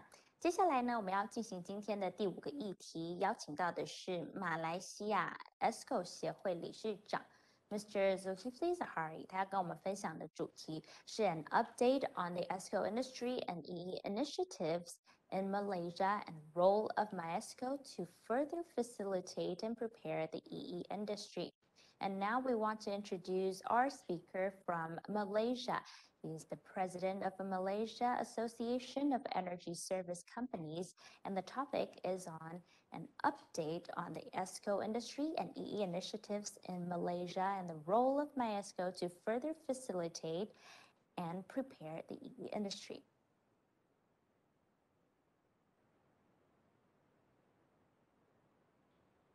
Thank you very much, organizers of Taiwan International Esco Webinar 2021. My name is Zulkifli Zahari. I'm from MyEsco of Malaysia. I would like to give you an update of our Esco industry and energy efficiency initiatives in Malaysia, and of course the role that MyEsco plays in order to develop the industry in Malaysia. Next slide. This slide shows an ideal ecosystem for a national EE industry. This diagram is what I am guided with as the president of MyEsco in order to fulfill our country's requirement of energy efficiency industry.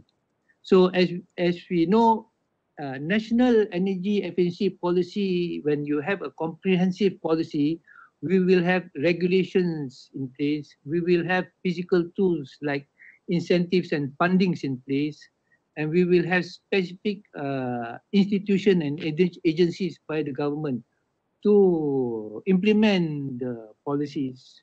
So in Malaysia, we do not have yet this complete legal framework. We only have a regulation to regulate electricity for the time being. And we do have some physical tools, which is like in pioneer status and tax allowance for EE equipment. And we also have institutions for agents for implementing EE policies in our country, such as the Malaysian Green Tech Corporation and Sustainable Energy Development Authority. And so the only missing part in our energy efficiency is a regulation, an act. Yeah. So if we have all these, then it will promote the business of energy efficiency, such as the EPC models. And as we know, EPC model, there are two kinds of EPC models, shared savings and guaranteed savings.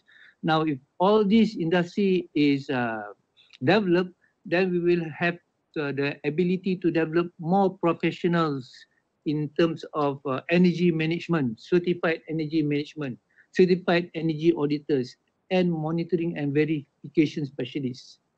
And with such specialists and with such industry that is being promoted, then there will be an automatic attraction to the financial institutions to fund bankable projects under EPC, which is also somewhat subsidized by the government through its physical tools. Next slide. And these are the issues that MESCO is attending or addressing as a matter of interaction with our industry. As I mentioned just now, we are waiting for the Energy Efficiency Conservation Act to be enacted. Now, unfortunately, this is already 5 years late. We have started to look into this act almost 10 years ago. But because of many reasons, including some recent instability in our political situation, so this has been deferred. Hopefully, it will be enacted by 2021. And just for your information, this act will include thermal energy. Prior to this, we are only regulating electrical.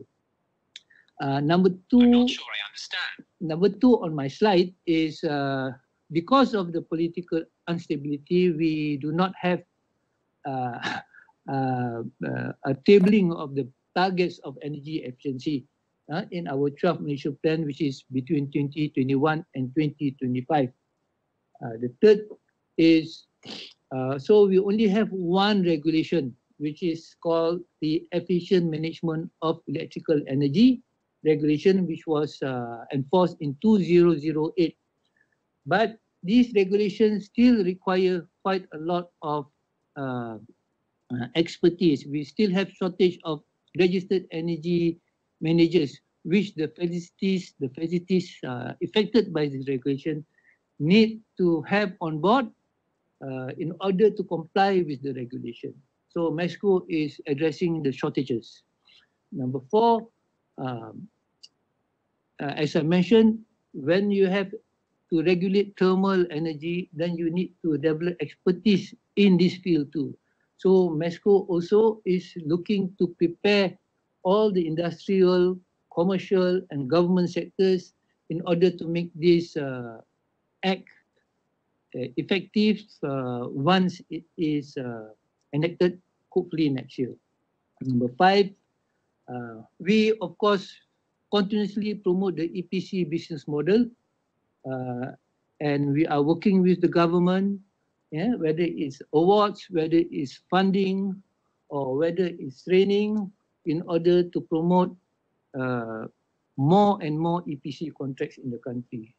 Number six, there is no clear system still in our country in order to collect data from buildings, to disseminate information, to get people to be aware of the importance of energy efficiency, because there is still no proper method of collecting data. So I think this will actually hamper the progress of implementing policies if we do not have the system in place. So MESCO is also working to help government do this. Number seven, so we still do not have a building regulation to implement energy efficiency. So with the act, we may develop regulation just to address building energy efficiency. So we will still have to wait for the act. Number 8, we have a standard, energy efficiency in building standard, which is called the Malaysian Standard MS1525, which was revised in 2019. And any building that needs to be approved will need to go through a process through the authorities. So we would like the authorities to impose or make it mandatory that new buildings have this standard into the new application. But unfortunately, because of the lack of capacity, this has not materialized, even though we have tried to do it for a long time. The last one is, of course, just some housekeeping activities by MISCO, which is to update all our outdated guidelines, whether it is thermal or electrical guidelines, which is used as reference by the industry and commercial sector. Next slide. So, training programs. So, MISCO's key activity still remains capacity building in energy efficiency expertise.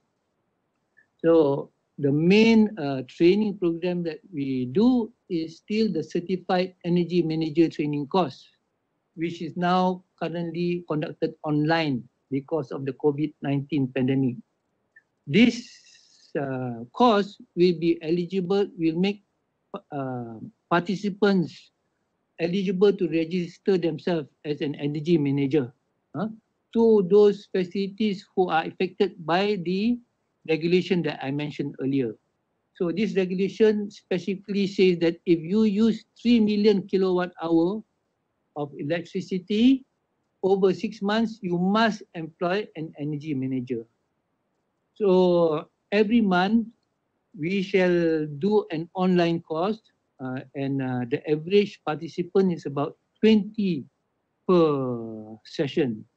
But normally, if you talk about face-to-face, it will be more. So during the pandemic, this is somewhat limited. The next slide shows the summary of registered electrical energy managers as of 2021 August. So this pie chart shows that MISCO is still the front runner of providing training or producing the numbers required by the industry. So based on the latest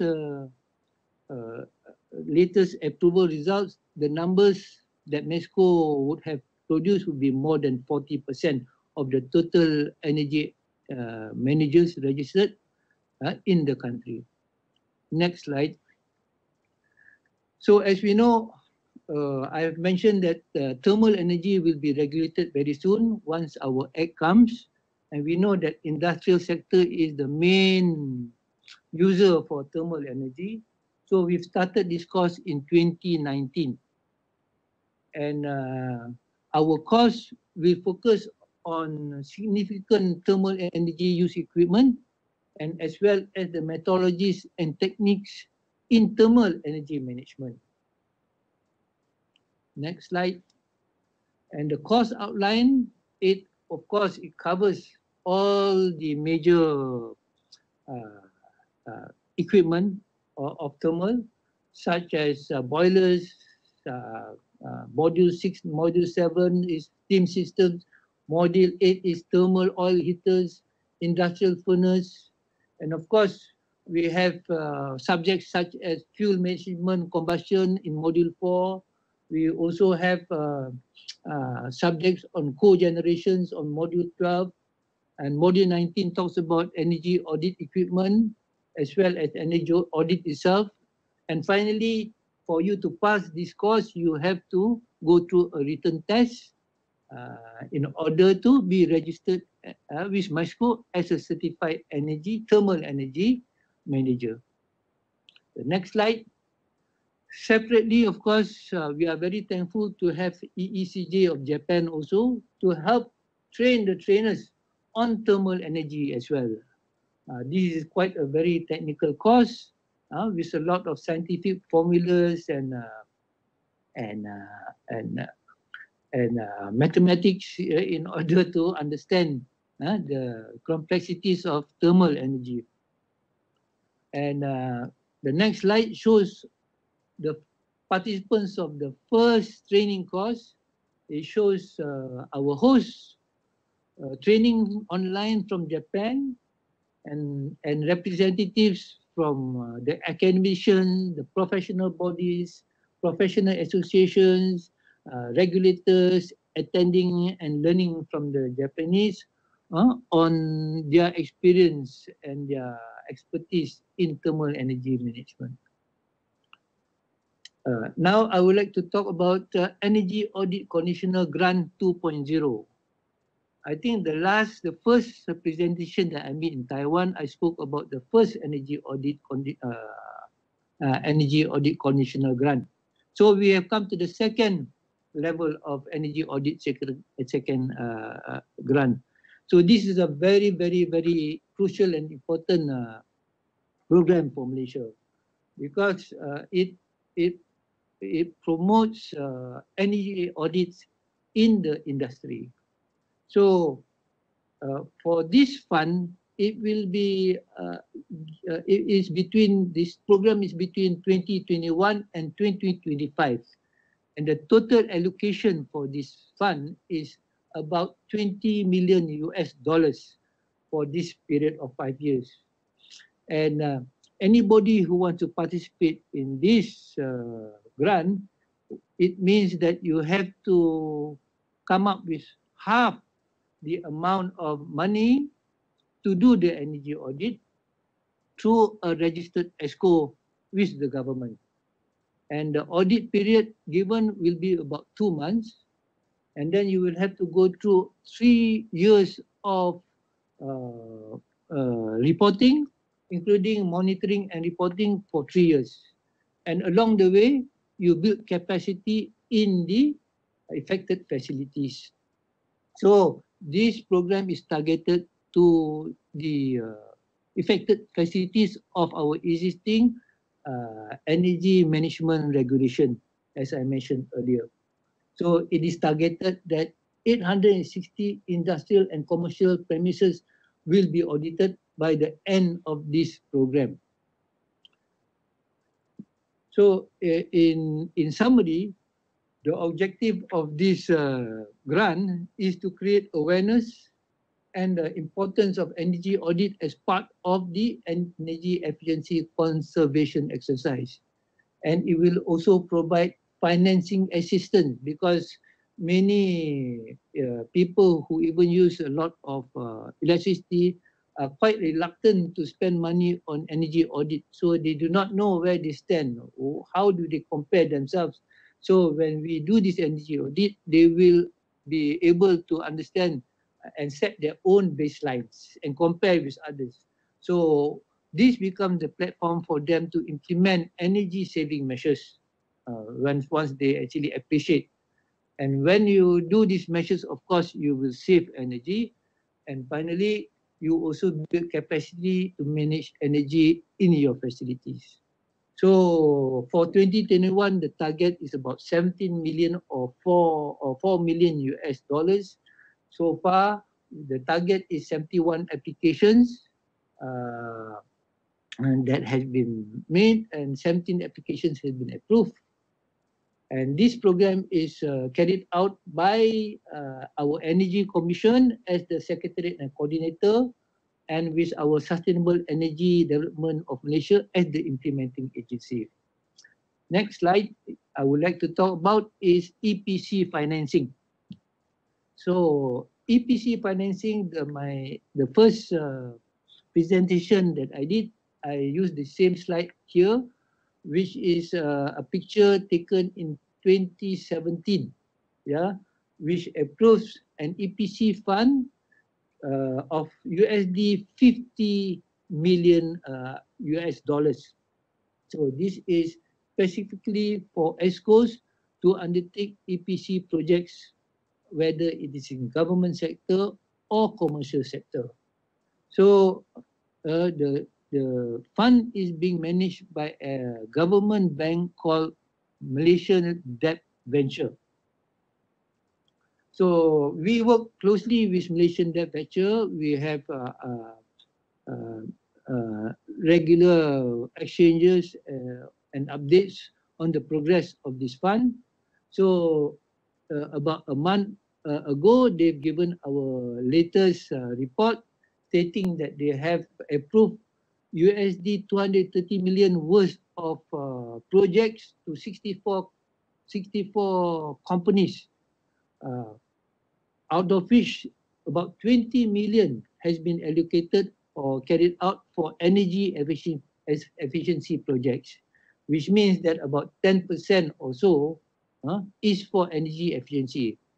Mainly, the most of the fund is being used for renewable energy, because I think we all know that renewable energy is more straightforward and easier to get approval by the bank. So the key features of this facility is the term and revolving trade finance. They have a 1% subsidy. Not very much. I wish it is more, but that is the subsidy against what they normally would give. Financing project will be up to 85% of the value of the project. And the next one is they will fund up to 10 years. So you can have an EPC of up to 10 years. Even though our clients probably, most of them want it to be below 5 years, but this fund is available for Escos up to 10 years.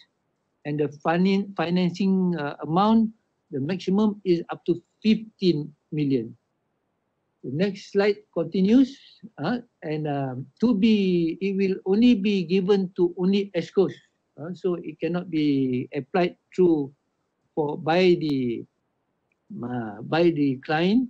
They can only be done through Escos, and it is mainly for buildings of all complexes in Malaysia.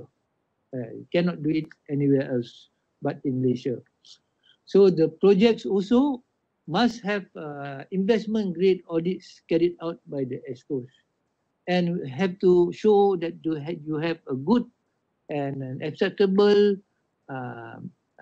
measurement and verification plan in place. And the Esco must also be registered by the government, to the government. And further than that, the next slide shows that the company must have at least $25,000 of paid up capital, and the principal security of the project earnings will be the project earnings will be the principal security or the collateral for this bank. And of course, the normal checks of company directors and credit requirements will be the usual requirement to be assessed by the bank. So this just the next slide only shows how the mechanism of this funding works.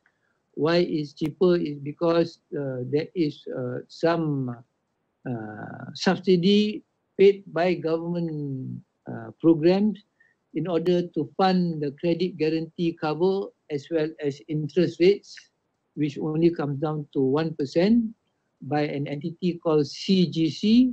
And of course, when the Esco applies based on the criteria that is set, they can carry on and do the contract direct with the building owner. The next slide. So the promotion of EPC industry in Malaysia.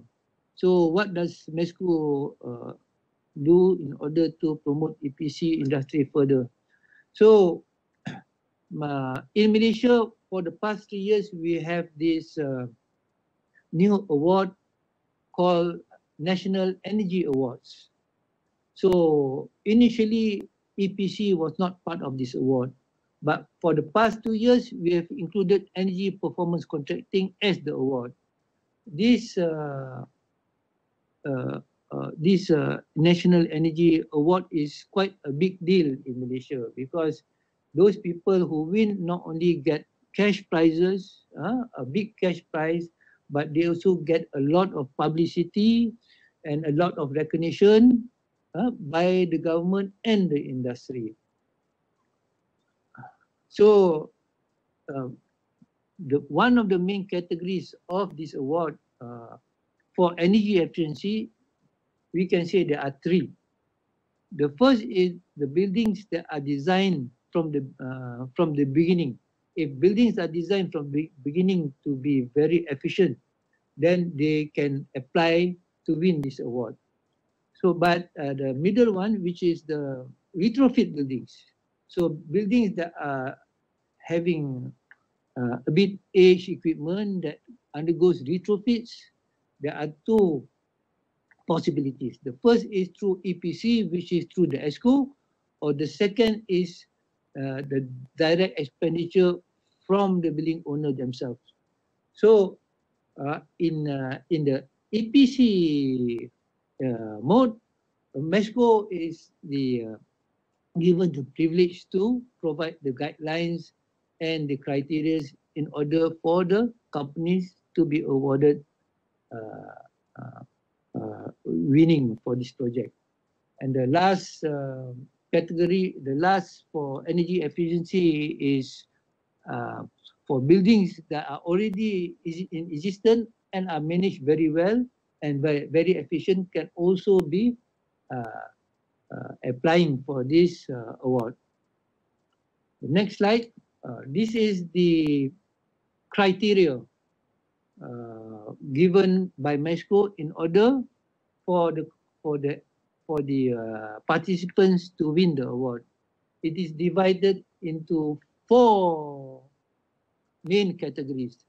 The first is the Esco credentials. The Esco credentials, meaning to say the financial strength, the project reference and management structure is given 15%.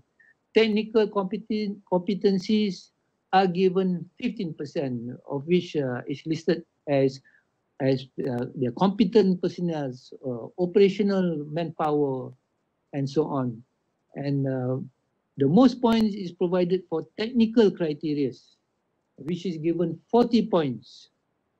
And finally, economic benefits, which is given 30 points.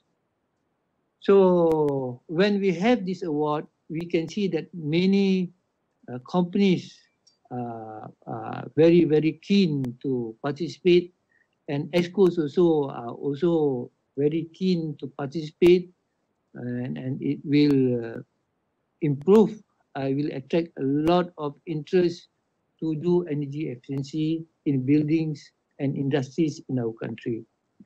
The next slide. MESCO is also involved in a few housekeeping activities. Yeah. So in this particular case, we are working with a local university, a local public university, to do a comprehensive energy efficiency benchmarking study for building sector.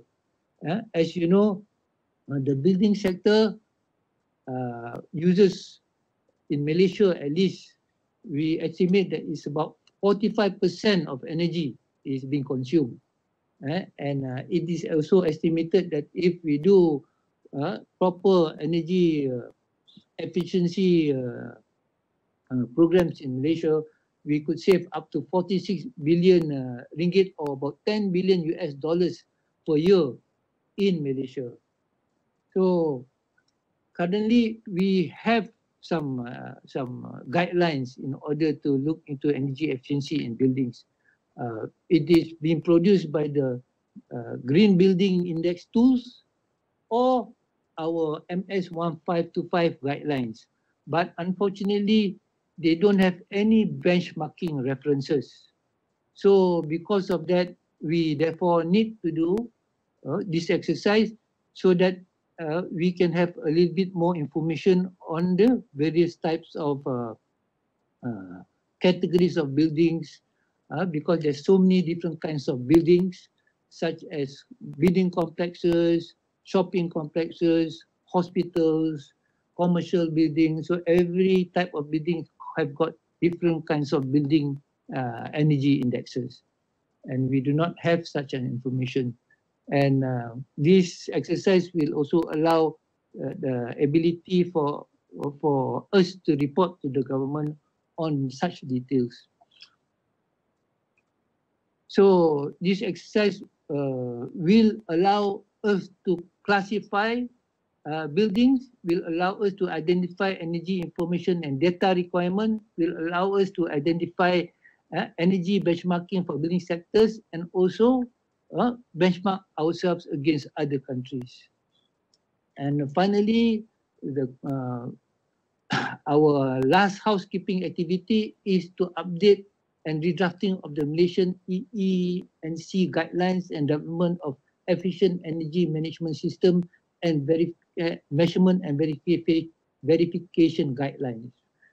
So this exercise basically is looking into updating of the electrical energy use equipment, which was last done in 2007, and thermal energy use equipment, which was last done in 2010. And of course, before this, we do not have anything on energy management system guidelines, as well as MMV guidelines. So we have two parts to this exercise, which is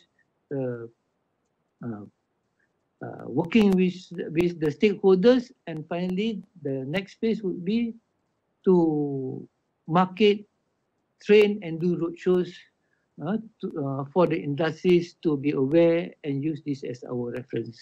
So with that, I think I thank you for listening to me. There are of course many other activities that we're doing, but I think I have highlighted the main one that is been done by Esco. Thank you again for inviting me.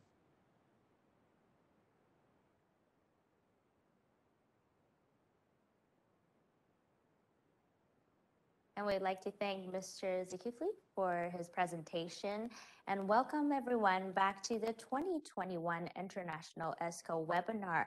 欢迎各位回到我们的2021国际 Esco 产业线上交流研讨会的直播现场。而今天的第6个议题邀请到的是来自韩国节能专业协会尹锡代总经理 Mr. Yoon Suk Jae 要跟我们分享 Korean policy Esco market issues. Now please join me to welcome Mr. Yoon Suk Jae, representing Korea Association of Energy Service Company, and the topic is Korean policy Esco market issues.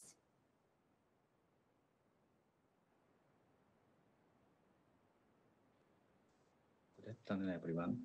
I'm very happy to have a chance to presentation the Esco and energy efficiency policy in Korea. I remember 2 years ago, the seminar was held in Taiwan, and I met many people, but it was not possible this time because of COVID-19. I would like to start the presentation by thanks for the Taiwanese officials prepared this webinar. Today, my topic is market status and energy efficiency trend. Next. As you know, Esco is my workplace. It was founded over 20 years. Our mission to save energy as well as reduce the greenhouse gas through energy efficiency improvement. We have 115 Escos is regular members, 4 companies as special members. Next. We have been conducting various business to promote the Esco industry, such as on screen, as hosting seminar, conference, training project to raise up professional human resource, investigating relevant laws and legal system, making improvement proposal to the governments, conducting survey on industrial new technology trends, and then cooperate within our company. Next. As I think Esco concept is same, the Korean, not special concepts, USA and China, Taiwan, Korea, Japan, all of the other worlds is same. Esco project is for clients who want to save energy by conducting retrofit to old energy facilities, but they cannot do that because they have no money, because lack of skills, lack of information, energy efficiency improvement skills. So Esco provide guaranteed the energy saving effect of the project, and then make upfront investments, and then collect the investment from the energy saving to be generated out of the investment facility during a payback period. I think the Esco project can be very, very beneficial to clients since they provide professional maintenance service after installation and construction.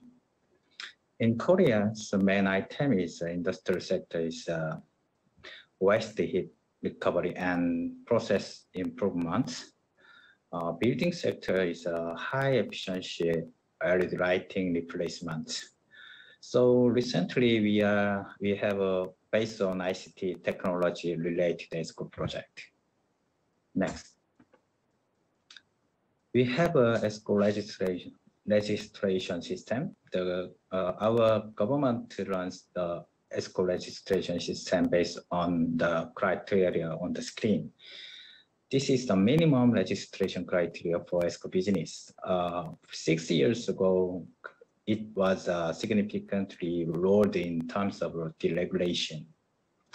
We have 300 company registered Esco by Esco. Next. This slide is Esco Korean market. Esco market reached the climax of $300 million in 2013. But since that time, the number has been decreasing from 150 million in 2016, and last year Esco market is $86 million. The Esco market is sending a clean signal of stagnation by showing the degrowth of the compound annual growth rate minus 27.1% since 2013. Our government has been providing financial support to Esco. This is not subsidized, it's just only low interest loan. It is 1.75%. In the last 5 years, we have 267 Esco projects. 147 projects were less than $0.2 million. I guess a medium and large size project was greatly reduced. One of the reasons is that large Esco activity has slowed down. Next. Esco market status is by facilities. At the earlier business, the invest target were mainly focused on lightening of buildings, but it has been diversified into waste heat risk recovery, industry process improvement, and HVAC, and the other energy saving facility and renewable energy facilities. Next. In Korea, traditionally, Esco market occupied a large position of industrial sector, and the public sector is increasing due to the mandatory supply LED lighting. Most Esco projects are being promoted under performance guarantee contracts. Next. This slide is recently Korean energy efficiency policy. As well known, climate change or climate crisis is no longer no long-term challenge.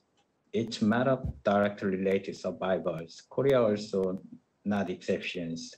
Our country has set up national determined contribution, I just call NDC, and set up 2009, and has been continuously updating, including raising the goal. 2009 30% reduction compared to 2020 business as usual. 2015, 70% reduction compared to 2030 business as usual to response to Paris Agreement. 2016, make a basic roadmap. We are make a basic roadmap to materialize 2030 NDC. 2018, increase domestic reduction and then reduce overseas reduction and then strengthen particular reduction and then updating. Last year, by changing the reduction goal notation method to a fixed and unchanging the absolute value rather than the business as usual method. The will to the reduced greenhouse gas emissions is made clear to the international society. Next. This slide is Korean greenhouse gas emission status. We have a continuous increase until 2018, but have been decreasing since 2019 because due to active policies such as energy emission trading scheme implementation, expansion of the new renewable energy, and then abolition of old coal power plant transition. Next. This slide is a very important slide. Our government declared 2050 carbon net zero to participate in the global climate crisis response in 2020, and to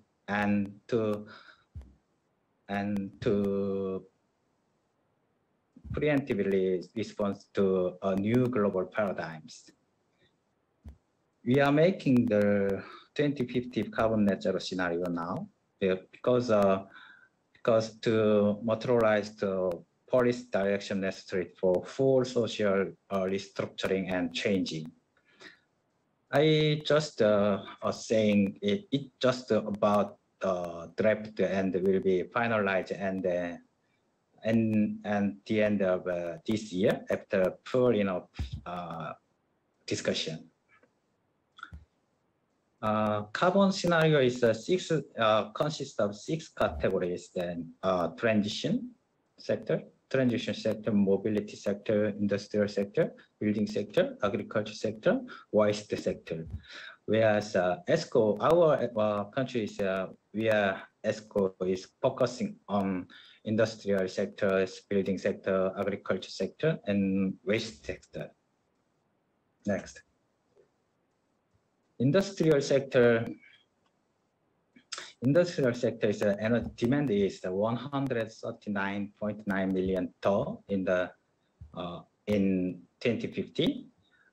Electricity consumption will increase because electricity replace fossil fuel. Greenhouse gas emissions 53.1 million tons, each 80% reduction compared to 2018. To achieve this, we are promoting the conversion of fuels and raw materials such as the use of waste synthetic resin and hydrogen heat source. In addition, we are activating improved energy efficiency by minimum 10 to maximum 20% throughout the industry. Next. Building sector energy demand is 37 billion ton in 2050 by replacing fossil fuels with electricity and renewable energy. We are promoting energy efficiency reduction by improving energy efficiency through such as green remodeling and PEMS installation and distribution and high efficiency equipment. Greenhouse gas emission 7 million tons, each on 88% reduction compared to 2018. Next. Agriculture sector is energy demand is 2.2 million per in 2050. We promote fuel transition, improvement and farming method, and then expansion of facility making by energy by livestock down. Greenhouse gas emissions 15.4 million tons, each an 31% reduction compared to 2018. Next. Waste sector is the waste amount is 152 million tons in 2050. Greenhouse gas emission 4.4 million tons, each an 74% reduction compared to 2018. We promote the waste reduction and recycling policies, such as limiting the use of disposal products and reducing food waste, and then obliging the use of recycling materials. Next. So many Korean companies are making various efforts to improve energy efficiency to reduce the greenhouse gas emissions. In the food industries, some is boilers, pumpers, motors, freezers, and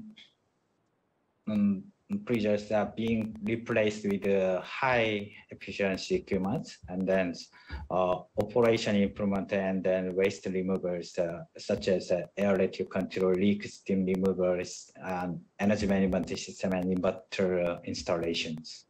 In addition, we are recovering used steam through heat exchangers and heat pumps, or actively utilizing biomass to promote fuel transition. Next. The same is true for the cement and textile industries. Efficiency improvement is being promoted by expanding the use of the waste concrete and waste synthetic resins, or by installation high efficiency equipment. Next. This slide is carbon neutral related issues. ERS, ETS, ESG, RE100, and K taxonomy is carbon tax. Our government has prepared various policies to realize carbon neutral and making various attempts to achieve it as planned. Among the various policies that's sensitive to Esco, we are focused on ERS, ETS, ESG, and K taxonomy. I think there's K taxonomy and ERS, ETS is Esco activation in the next few years. Very important impact on Esco. ERS is a system that obliges energy supplies to relevant portion of their total sales for energy efficiency improvement. Our government has started discussion to enact legislation. With the implementation of ETS, it is necessary to link up Esco project with the emission trading. ESG and K taxonomy evaluate and disclose how much effort companies have made to prevent climate crisis and climate change, and use it an indicator for corporate investing, which I think will be another opportunity for Esco. Next. What is the situation, or full situation thinking about the Esco rules? In Korea, traditional Esco focused only on energy audit and finding items, financing, construction, and warranty. But recently, as aforementioned issues have been highlighted, the measurement and verification of energy saving and greenhouse gas reduction performance is required. Very, very important is our Esco project. Our project in our Esco project is MMB. In order to achieve the NDC, it is to submit result backed by credibility and validated to the international community. I think our government subside maybe subside provide for verified energy saving or greenhouse gas reduction performance. MMB and Esco are attracting attention as an important means to realize carbon neutral society. Esco is key to improve energy improvements in energy efficiency and reduce greenhouse gas. Expectation to play a leading role in achieving carbon neutrals that achieve the NDC. My presentation is end. Please refer to the Esco case. Thank you very much.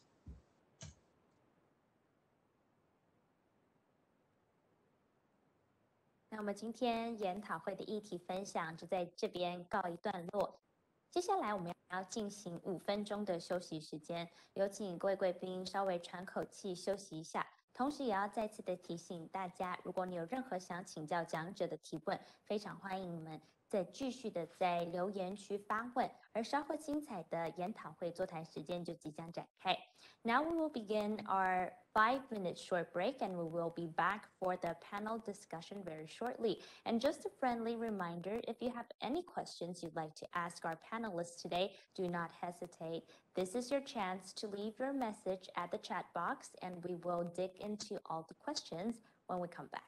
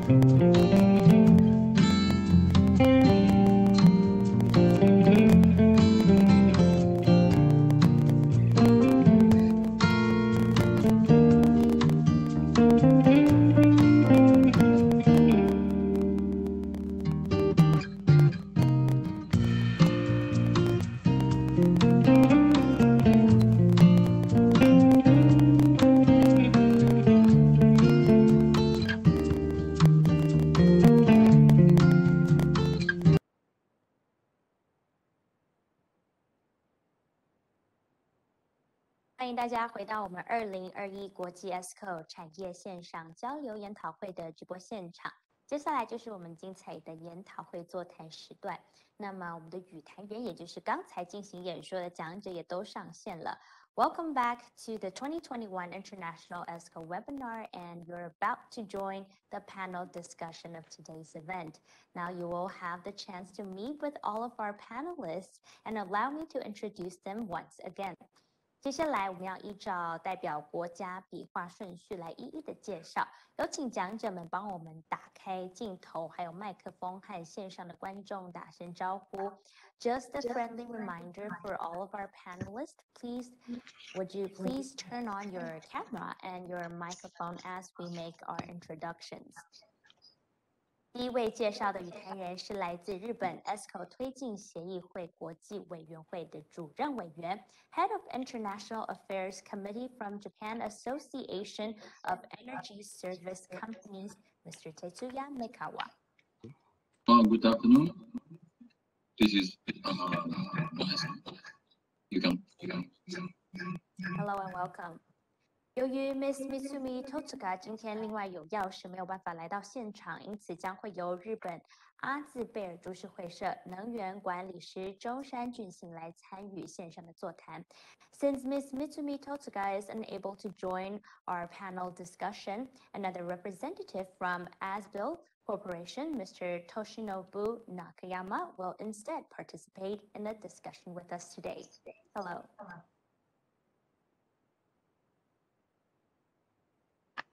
接着，来自于韩国节能专业协会总经理 Mr. Yoon Suk Jae, representing Korea Association of Energy Services Companies. 欢迎 ，Welcome. 以及来自马来西亚 Esco 协会理事长 Mr. Zulkifli Zahari from Malaysia Association of Esco， 还有副理事长王振伦先生，今天也到了线上和大家来进行座谈。Vice President of MyESCO, Mr. Ong Chinglong, is also with us today. 另外，菲律宾能源效率连线理事长 Mr. Alexander Ablaza, President of the Philippine Energy Efficiency Alliance. Hello, everyone. Good afternoon. Hi. We also have 来自新加坡永续能源协会能源效率委员会主任罗路强 Mr. Vincent Low.Council of Sustainable Energy Association of Singapore. Hello. 大家午安。最后，中华民国能源技术服务商业同业工会赵宏耀理事长。Lastly, we have Mr. Hong Yao Chao, the President of Taiwan Energy Service Association. 大家好。Good afternoon. 相信各位参与我们上半段精彩的研讨会之后，心中可能都有一些想法或者是想了解的问题，所以我们现在就要邀请我们的讲者帮我们一一做解答。Now we have asked all of you to leave your questions in the question box or chat box, so we're going to begin our panel discussion right now. 那我们的小编们已经帮我们把所有的问题都已经聚集在一起，做了个整理。我们会依照这个国家笔画顺序来一一问我们的讲者。So now let's dig into our first question of the day. We have an audience asking, Mr. Toshinobu Nakayama. The question is, when it comes to DR, demand response, Japan seems to got more experience in implementing DR. So would you please share a little bit of information on any difficulties that encountered? 这个问题主要是在询问刚才 ASBIL Corporation 有讲到的 DR 需量反应这个部分，在日本似乎是比较有应用的 DR 这样子的一个过程。那想要知道有没有在这个应用上面有遇到什么样子的困难吗 ？Mr. Nakayama? Yes. Can you hear me?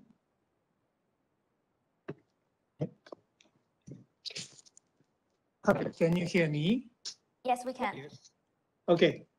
So thank you for give us your question. I would like to answer about your question.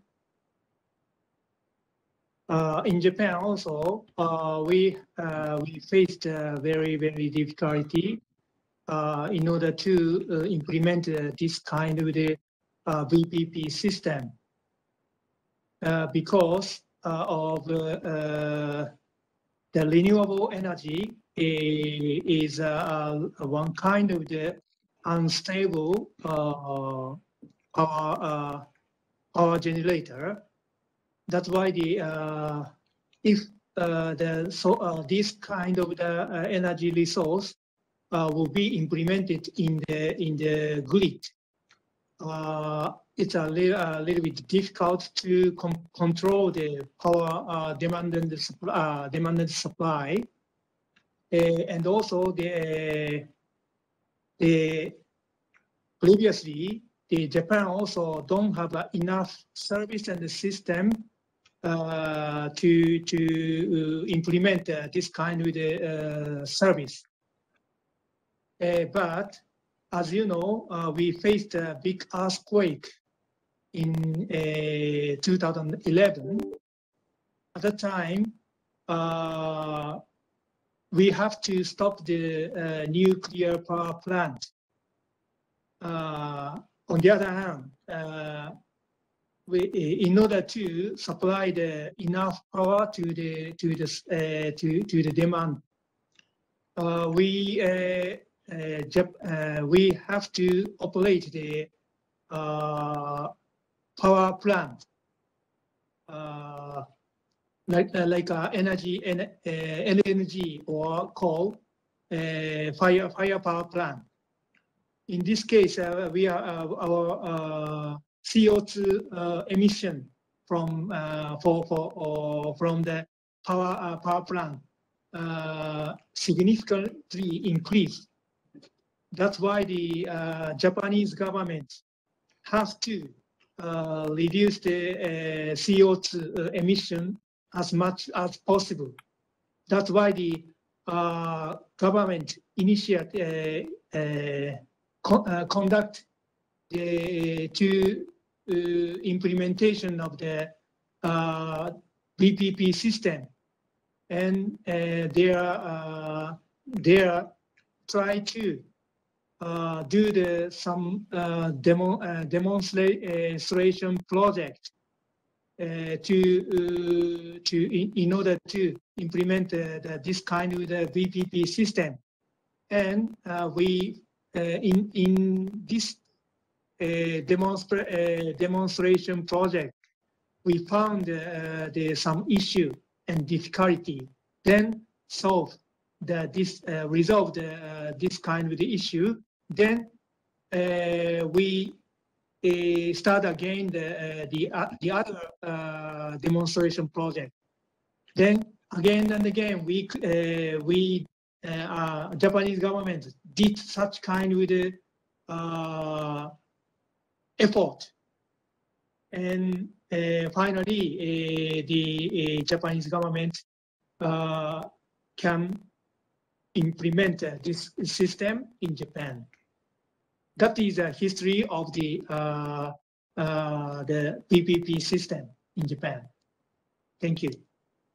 Thank you, Mr. Nakayama. 稍微简单的总结一下刚才他说的，说像是在日本在这个部分实行上其实也有非常多的困难，但是是经过不同的 trial and error， 例如说像是 demo 不断的尝试来找取最适合的方案。那尤其像是再生能源这部分其实是不稳定也很难控制的，但是日本呢经历这个3.1地震之后，火力需求发电的这个需求量变高了，因此呢他们这个 CO2 emission 也变高，所以这是必须要改善的部分。这所以也带到了这个 Esco Corporation 它在 VPP 在说虚拟电厂的这个部分为什么是这么重要，而为什么会有这种紧急需求或者是抑制作用这种放电控制的一些功能，在未来都是很重要的趋势。We're going to go on with our second question, and this question will be for Mr. Tetsuya Meikawa. So we have this question asking about what you mentioned in this speech, that there is no significant ESCO sales or public sector for the past 13 years.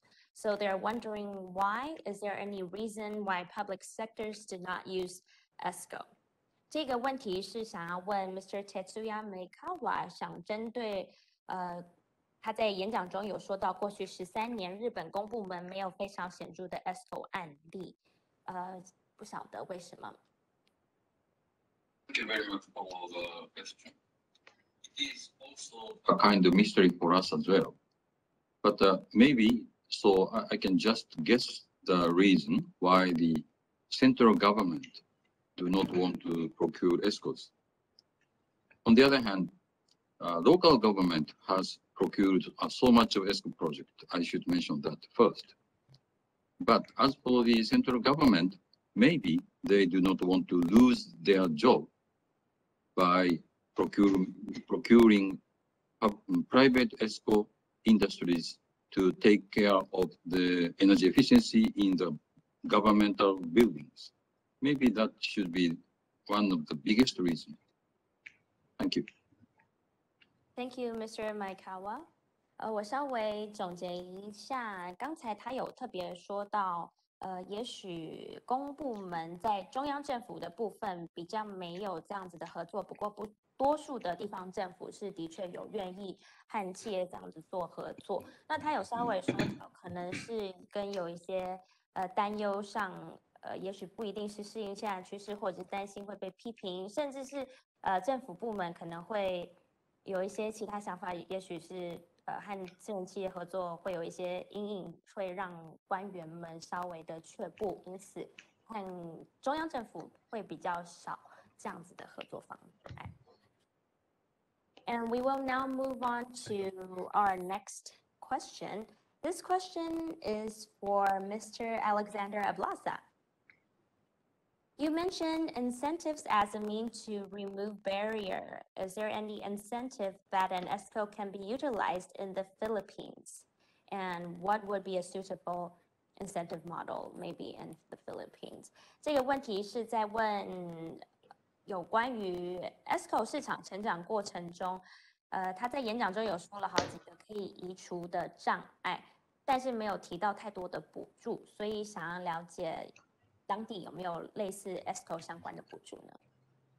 Thank you for the question, Stella. There are fiscal incentives for energy efficiency, and there are fiscal incentives for renewable energy in the Philippines.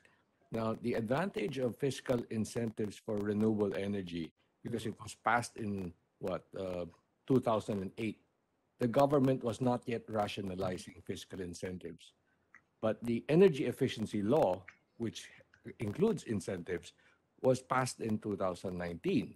Now, that's during a time when government was already rationalizing incentives. What was the end result? The end result is that renewable energy projects receive more incentives than energy efficiency. So we are, I think, it's a victim of timing, right? When during a time when government was rationalizing several incentives across many laws. But nonetheless, it should help, looking at it positively, it should help ESCO investments because it provides 4, 5, 6 years of income tax holiday for each ESCO contract. So with income tax holiday, it will improve the internal rate of return, the IRR of the after-tax IRR of an ESCO project, and on top of the income tax holiday, there would be things like accelerated depreciation and extended net operating loss carryover, so that your cash flow will improve through the life of the performance contract. So it's still a decent set of fiscal incentives for energy efficiency and ESCO projects. The one thing that I would like to mention is that it even allows third-party fiscal incentives. Third-party project developers to avail of incentives, and that we have removed foreign ownership restrictions. Not like solar. Foreign ownership is only capped at 40%. But in energy efficiency in the Philippines, as long as you're not drawing solar, wind, or hydro, foreign ownership can be up to 100% of the project cost. So that's another incentive. And beyond that, there, of course, just like the other countries like Malaysia, there are energy efficiency excellence awards. So recognition programs is a non-fiscal incentive for Esco projects. Thank you, Mr. Ablaza。稍微他刚才提到了，在政策上，有时候政府在规划的过程当中，不一定完全都是会 benefit， 刚好是在 Esco， 有可能是在再生能源比较多。不过呢，他说在这几年来，例如说像是在所得税减免 （income tax holiday）， 还有像是一些 IPB 奖励、所得税减免、优惠延长等等，甚至有一点像是雇用。外籍人士来管理等等，技术人员这些都有放宽，所以因此在这个路上，这些稍微的补助其实都有些帮助的。Okay, now we have our next question. This is a question for Mr. Low from Singapore. According to your outline from milestone 1 to milestone 5, this shows a very comprehensive work scope, but seems to involve a lot of hardware, software, labor works, and very expensive. They would like to know, typically, customer is still looking at $ effectiveness. So would this pay off for them, or who are your main customers? 我们要询问的是新加坡的 Vincent Low， 他刚才有说，在 Esco 可以从 milestone 1到 milestone 5这整个阶段都可以提供非常完整的一个架构。不过这当然人力成本比较高，那客户通常采购考量最后都还是投资报酬率。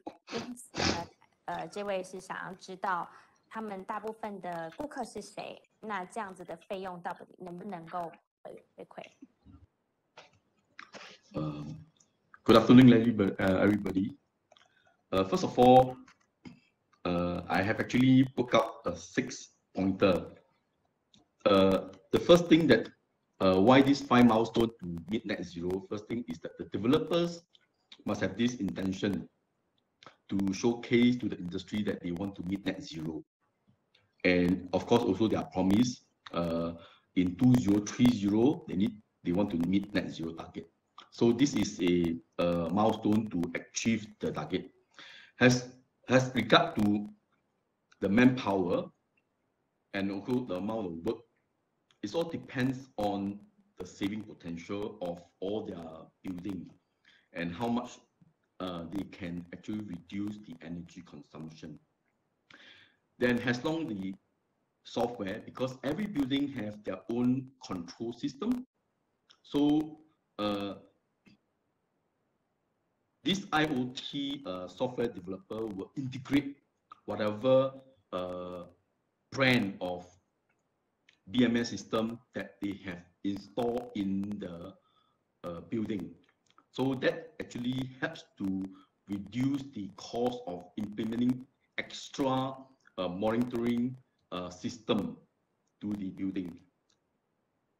And in terms of the financial part of it, in Singapore, there is a green loan by the bank to fund the projects, or Esco will fund the project as a EPC contract. So it do not really affect our developers in terms of their cash flow. Now, in terms of incentive, in Singapore, there is an incentive for industrial, factory, and small medium enterprise companies. So there is grant provided to this area. And next is, if there is new technology implemented in the project, our government will also fund up to 70% on technology where have not implemented in Singapore, where it can help to save energy. Then the government will have this grant by our Building Construction Authority to fund them. Of course, this will go through a process to check, make sure this technology is viable to implement. So this is how we go about to help the industry to meet net zero. Thank you. Thank you, Mr. Low. 他刚才有特别说到这个 net zero 这个目标要非常的明确。那其中这些运到金流上的问题的时候，例如说像是 green loan 银行这个部分，或者是 Esco 合约都可以来运用，甚至像是补助，像是针对工业还有中小企业也有补助，尤其像是新加坡针对新的科技，还没有在新加坡使用的科技，政府这边的补助也不少。And now we have our next question, and this question is for Mr. Zulkifli. The question to Mr. Zulkifli: according to eligibility criteria of Energy Audit Condition Grant, it looks like this is for large energy use end user and is only for the energy audit work. Where the implementation is not granted, typically small or medium-sized energy end users tend to short in funding and might not be eligible for grant. How would you motivate SME to improve energy efficiency? 这个是问题是想要请问 Mr. Zulkifli， 在他们的能源审计补贴看起来是有一些的特定的申请条件。那例如其中能源大户才可能会符合资格，资金匮乏的中小企业业主们会不会得到类似的补贴或补助呢？ Thank you very much for the question, Stella.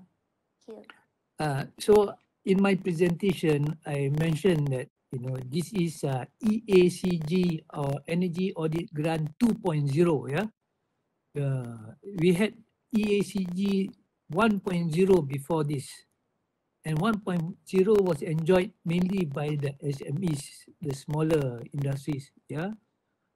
So we have not left out the small and medium industries at all. Yeah, only that because the smaller industries are, to be honest, more receptive to energy projects, whereas the bigger ones, they are a bit more difficult to try and penetrate. So obviously, our government through this new grant has set up a bigger fund in order to promote a better impact in terms of energy efficiency in the affected facilities, because they are required by law to do. Yet they have not really done as much as possible, because only 60% compliance at present. So even in our energy awards, the winners are actually the small and medium ones. And where you're talking about physical incentives, like the pioneer state, this allowance, expenditure allowance for equipment purchase and so on, it is enjoyed by large and small industries too. So we have not left out the small industries at all. In fact, they are more active. We have 90% of industries are in the SMEs, including commercial buildings. Thank you. Thank you, Mr. Zulkifli. 其实刚才在他的演讲当中，他也有讲到，在这个政治情势比较不确定的状况下，其实在新法规的规则等等都还没有完全定下来。那在这之间，他是认为说一步一步来，但是这样子的一个补助呢，其实是中小企业也可以受到 benefit 的。那例如说像是他刚才在演讲中也有特别讲说，很多中小企业主要是没有这个人力、技术、资金啊等等，不过 Esco 就可以透过这样子去培养，那培养人力、培养技术等等，就可以在这个产业做出一些效果。And next, we have a question for Mr. Yoon Sok-jae. This is a question about mentioning the national determined contribution and net zero that can help Esco growing in the future. Typically, this will require additional expertise than energy efficient improvements, such as involving renewable energy storage, green power purchase. So how would you integrate the additional capacity? and this will make an ESCO project more complicated or more expensive. 这个问题是针对南韩的协会代表，希望他们针对这个 NDC 还有 Net Zero 这个部分，希望可以带动 ESCO 市场。不过这还需要可能一些专业技术或额外的软硬体设备，例如说像是再生能源、储能、绿电交易等等。怎么样可以整合原本的技术，还有专业技术，以及这个费用的提升，要怎么样开发新的业务呢？ Good afternoon, everyone. Thank you, Stella, for good question. I think, of course, renewable energy and energy storage and green power purchase are also required to achieve NDC and carbon net zero. But I think the carbon net zero and NDC related ESCO opportunity I mentioned are slightly different. As my presentation, Korea emits about 700 million tons greenhouse gas. Our government has declared carbon net zero. This number cannot be achieved only through the supply of renewable energy, which means what are you doing? Thus, it is directly related to energy efficiency improvement. There is already a system in place to give a quota to companies that emit a lot of greenhouse gas, and then give us a mandatory penalty if they emit more than this. In addition, Korea is already in the process of becoming smart by applying ICT technology through all fields of industry, buildings, and agriculture. The proliferation of smart factory and smart buildings and smart farm is expected to increase the reliability and accuracy of data and increase customer satisfaction with the energy performance of ESCO's E projects. Our company, in the country in ESCO, try and should be explain the client that doing an ESCO project will be benefit the company in the medium and long term period. Yeah, to give to client saving energy saving and performance. Yeah, that's all. Thank you very much. I think we have an extra question coming in just now. It's for this question is regarding Taiwan's ESCO market. Does it have the same potential as Japan regarding BPP and DR? This question would be maybe for Mr. Nakayama. Would you be able to answer this question?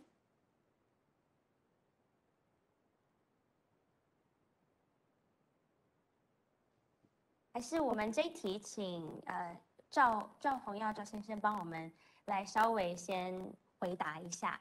不晓得在这个台湾是不是台湾的 ESCO 市场也可以像日本一样的有潜力，会需要虚拟电厂架构或者是整合虚量反应这个部分。Sorry, could you please explain the question again? Perhaps maybe we will allow Mr. Zhao to answer the question first, and we will come back for your opinion as well. Okay. Since we haven't had the opportunity to hear from him. Thank you. Would that be okay? Thank you. 对不起，所以你刚刚的意思是说，我们国内是不是有机会可以整合相关像 DR 虚量反应这样子的技术吗？对，没错。是，这个也是目前应该是我们所期待的，应该是有机会，但是它它主要的解决的问题其实应该不是在节能，而是在解决电网稳定性的问题。所以实质的贡献可能不是在节能减碳，而是在费用的节省上，还有因为再生能源用电占比越来越高的时候，那需要维持一个电网的稳定。那所以其实应该是比较属于function，就是功能上的一个协调。那有没有商机？一定有商机。那这个商机当然还创造者还是来自于台电本身，就是能源提供者本身，它提供的这些诱因价格机制是不是足够去做这个事情？那就是它才会去引导更多的人去做。那未来当现在在看的就是像虚拟电厂，或者是社区型的微电网的这样的逻辑。那最终当然台湾的市场，如果以台湾来讲，可能最终需要有一个终端的，比如说电力零售商的形态出来。所以回到源头还是经济的问题，就是钱的问题。所以它应该我的看法，它不是重点不在节约能源，重点是在用电的调度。那它需要靠的是合理的电费率架构，才能够支撑这样的经济模式来运作。那其实说到蓄量反应，现在很多国家都是这个提升节能潜力的这个措施嘛。那有的是透过像你说用电调度或提供折扣，不过在台湾会不会相对的诱因不大，或者是这样断电的影响会让人有点却步？我这个跟日本刚刚讲的意思是一样哦。我相信对我们台电来讲，或者我们其他的所有跟能源相关的业者来讲，这个都还在学习，我们都还在学习。但这个当比较重要的还是台电的态度，跟他对这个事情，他愿意用多快的速度来进行。那这个也是相对的。如果说像德国一直拉高它的再生能源用电的发电比率的话，那这个就要进展更快。所以这个技术来源，我想除了日本、美国、德国几个先进国家都在做的话，我们台湾其实自己也要去找出我们自己的模式，因为毕竟台湾的电网是孤岛型的电网，跟美国跟欧洲都不一样，说不定我们的形态应该是可以跟日本比较接近，就是在用电的电网的管理上面。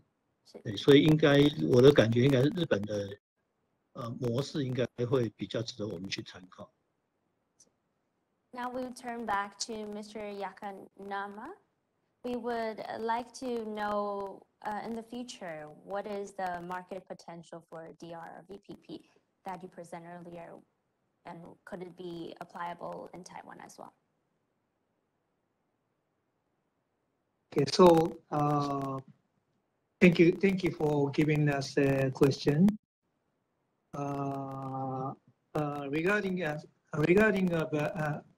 Regarding the market potential for VPP business, okay. Frankly speaking, I have to check the situation in detail because I have no information now. So later on, I will check the situation and come back to all of participants. Thank you very much. 没关系，我们现在Mr. Nakayama 说他之后如果有更详细的资讯，他也会再提供给我们。那我们也可以再透过无论是email 或者是 survey 的方式，我们也可以再寄送给大家。Lastly, we have a question that is for all of our panelists. This is a question that we are discussing today, that there is one critical issue happening right now, which is the COVID-19. And Esco or EE projects typically involve lots of traveling and interpersonal communication. So these are now eliminated, kind of. And how do you all overcome this issue? And in the future, any innovative method to minimize the impact of COVID-19? 那这个问题是要询问现场所有的讲师，因为我们今天所谈到的这个议题，因为疫情的关系，像我们的这次会议也变成是线上进行。那 Esco 的专案开发通常是需要很长时间跟着客户往来，那因为疫情的关系，这样子人与人接触要减少甚至停止。那在未来业务开发上，大家要怎么去突破？那或者是有没有什么替代的做法呢？我们先从赵理事长帮我们先来回答好了。我相信这个应该是国内很多我们的 Esco 的同业的问题。那因为这个其实一定会有影响，因为其实本来很多事情就是要面对面沟通。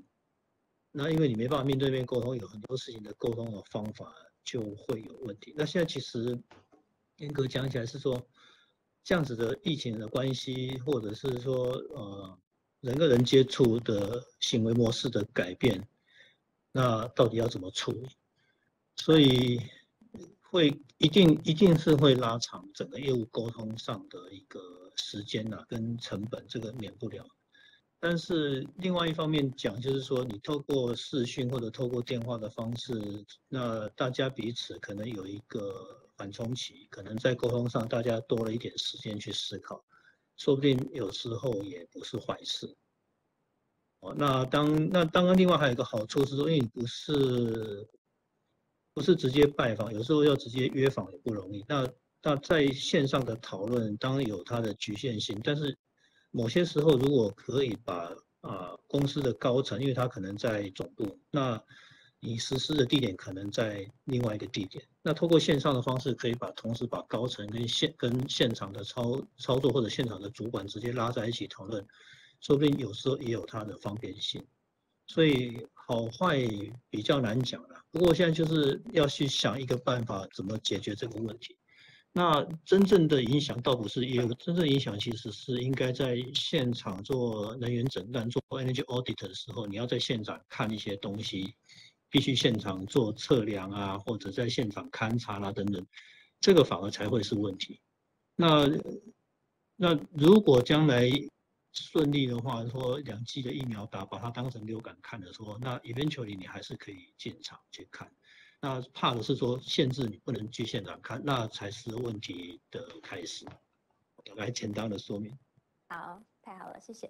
Thank you, Mr. Chow. He was talking about how the face-to-face interaction has been kind of eliminated, so the Esco process would be more lengthy and it could cost higher.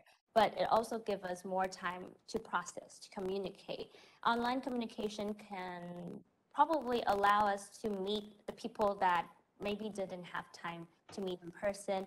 And so there would be benefits. You would be able to meet different people online with different levels of management. And for sure, the solution is really crucial. For example, when you go do audit, and you cannot be at the site, and that is a big problem. But hopefully, like he said, vaccine could maybe solve their problem, and one step by step, we'll be able to find a solution. May we have Mr. Ablaza? Maybe would you have some input on this issue as well? Sure, Stella. COVID-19 pandemic has a negative side and also has a positive side for the ESCO industry in the Philippines.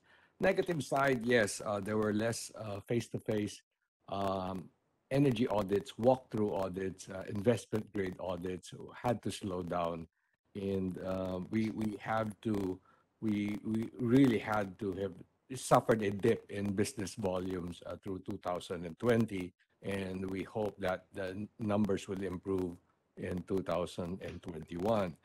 But there's a positive side. The positive side is what we're telling government using the nonprofit organization PE2 or Philippine Energy Efficiency Alliance is that energy efficiency creates more jobs than infrastructure projects. So it could be used as a stimulus activities. In fact, what we're telling government is for every $1 million, energy efficiency can create over 37 jobs through ESCO contracts, through building construction, through all other renovation and retrofit measures. But the typical infrastructure projects like energy, transport, and water creates only 25 jobs. So we can, for every, if the government wants to use this as a stimulus activity, you can push more money through energy efficiency, accelerate public spending in energy efficiency to create more jobs. The second positive aspect here is because, if we have to prepare for the new future, I think 2021, we're pushing more IoT. We're pushing more digital solutions so that you can capture baseline information right now from the cloud and lessen the dependence on face-to-face. So it's just the installation of the sensors, smart meters, and communication hardware that's going to be a challenge here. But once that's installed, you have the technology that would deliver data for measurement, for verification, and even for future audits. Thank you. Thank you, Mr. Ablaza. 稍微简短的说明一下，他刚才也说，当然这件事情针对Esco 的整个 industry 有好有坏的影响，不能面对面，没办法现场勘察等等，当然也会影响收入。不过呢，这样子也是一个创造更多工作机会的一个方式，并且呢，在这样子能源需求下滑的状况下，其实也可以让政府还有不同的企业去探讨，也许怎么样去整合数位化市场、用互联网等等的。May we have Mr. Yoon Sik-jae? We would like to hear your input on this topic as well.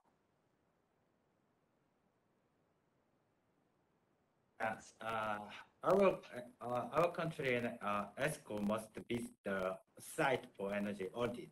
But however, I think if all sites become smart in the future society, visit to the site can be minimized. In fact, in Korea, some Esco analysis the data of a smart factory without going to the site. So find for energy efficiency improvement items. And then meeting with client as conducted by these programs. This program, Zoom or as WebEx by used and meetings and through this online meeting programs. But yeah, it's all. Thank you, Mr. Young. 他刚才简短的说一下，就是smart site， 就是希望也许未来无论在建筑上等等，我们都可以以智能化来去取代，也许以后也不用完全都要到现场去做勘察，往这方面发展，也许是市场未来的趋势。And now, can we have Mr. Maekawa? Would you like to share your input on this issue? Yes, maybe almost the same. Maybe the negative impact is that it is not easy to find a new customer, especially new customer. And the opportunities for the walk-through on-site survey is mostly delayed. In Japan, maybe in next 2 months, we will have the more chances, but at the moment, within September, it is not easy to go to the customers and to make on-site survey. On the other hand, as for the positive side, as an association, I think it is much easier to arrange the meeting.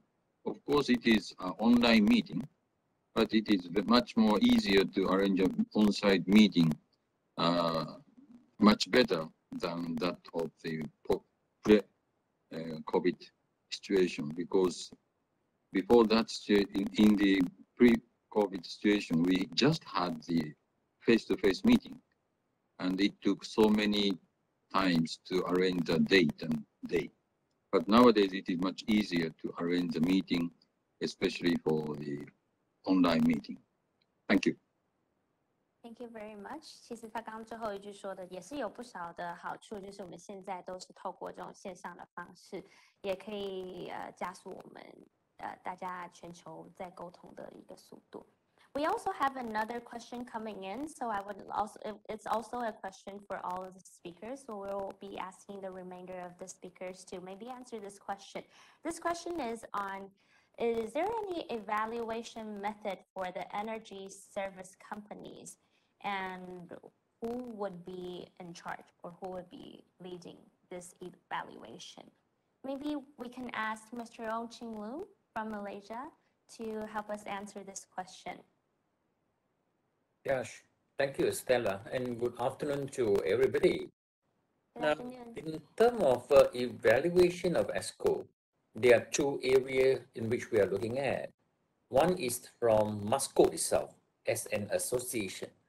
We do have quite many of application to join MASCO. In fact, there will be there will be 3 companies to be interviewed sometime next week.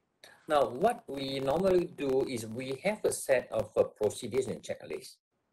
For us to admit them into the member of MASCO, we look into their technical capacity, human resource capacity, financial capacity. Now, technical play the most major part of which we want to see whether they have the technical expertise or competency in delivering energy audit or to carry out energy performance contracting, for example. We want to also look at whether they have had good track records. Many a times we have a company bringing a black box of technology that they claim to be energy efficient. And we have a panel of so-called expert asking the questions, and if they are not able to show it to us or able to prove it to us that that device is really technically able to save energy, we would have rejected them. So while we welcome so-called Esco to become a member of MASCO, but we are also very conscious and careful in the manner in which we evaluate them. Secondly is a human capital. We want to make sure that the company in which they claim themselves to be Esco have the engineers, the technicians, the electricians, at least, yeah, to be able to do that.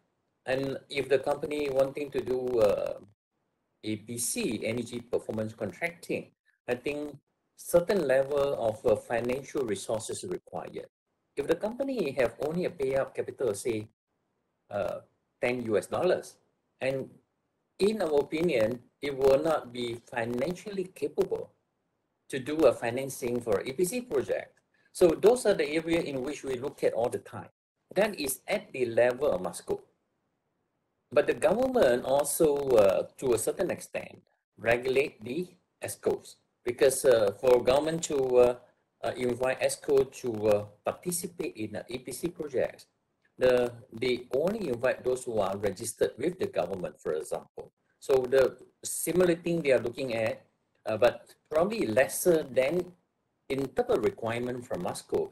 They want to make sure that there is a registered energy professional, which means the company must have a registered energy manager, for example. They must have in their possession energy audit instrument, okay, and a bit of track record as well. So these procedures are in place, but of course it can be further improved upon, because we want to ensure only those really capable of able to deliver energy efficiency or RE to a certain extent. They are genuinely having the capacity, the competency to do it. We do not want so-called less capable company to become an ESCO and spoil the branding of the ESCO in the industry. So we do have the mechanism in place. Thank you, Stella. Thank you very much. 他刚才有特别说到，马来西亚的 MISCO 他们也有这样子的一个评鉴机制。那希望是透过这样子的机制，可以确保大家是有这个明确的目标，然后也可以确保大家的规模是有一定程度。例如说，他有说评鉴资格可能包含是不是他们的业务是不是符合，或者甚至工程设计，还有金融。甚至维修保养这些都有没有完整，甚至他们有没有这样子的能力，都是他的评鉴资格之一。And the same question we would also like to ask Mr. Zulkifli. Would you like to put your input on this issue as well?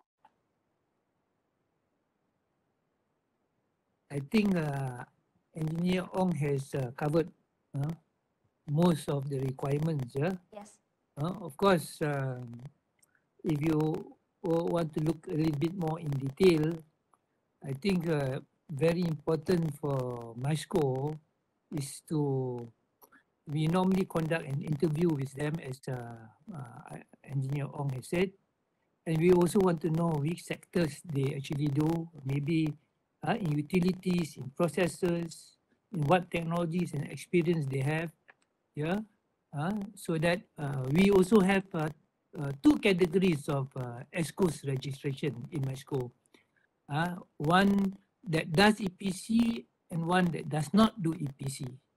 So the one that wants to do EPC, they must be financially more strong, and the ones that do not do EPC but just provide consultancies may have a lesser capital in their company. So I think that's the only main thing that I want to add, and it's not easy to become a member of MISCO because we are very, very stringent in order to make sure that the quality of Escos in Malaysia are kept at a very high level. Thank you. Thank you, Mr. Zulkifli. Now I would like to ask Mr. Vincent Low. In Singapore, is there also similar evaluation methods regarding energy service companies as well?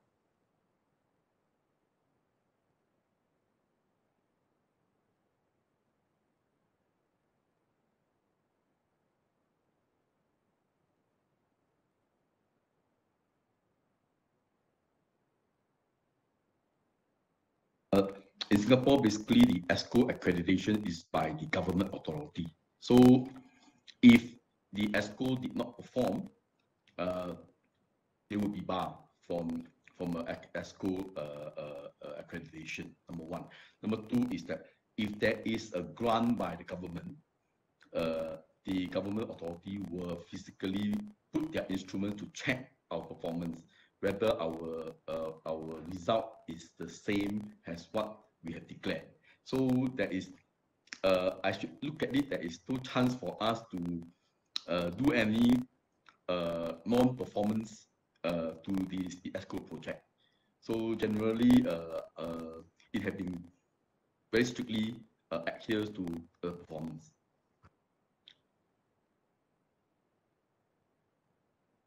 Thank you, Mr. Vincelo.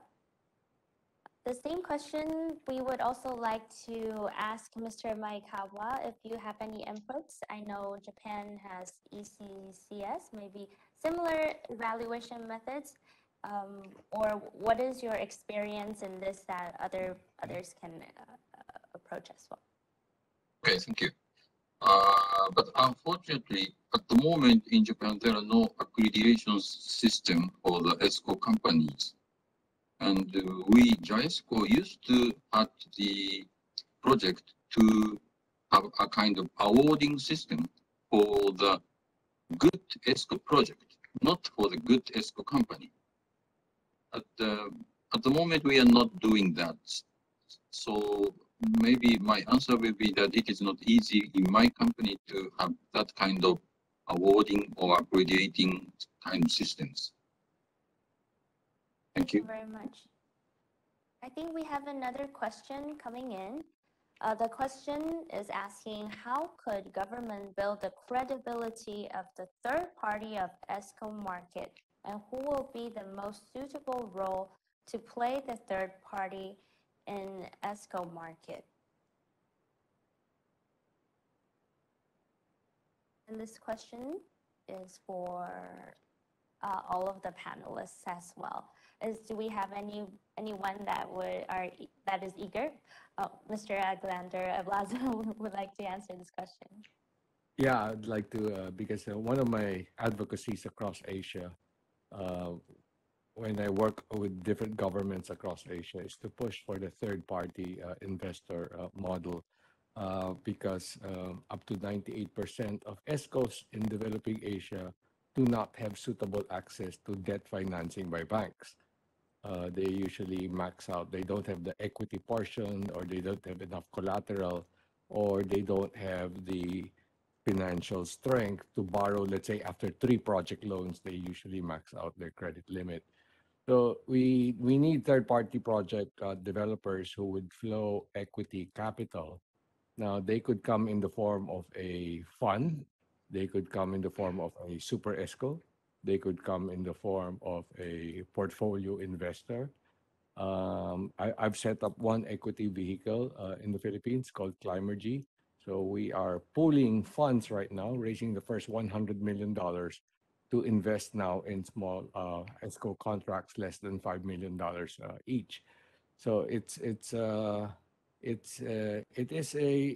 regulated in the sense that to apply for fiscal incentives in the Philippines, then we have to register ourselves as the third-party project developer.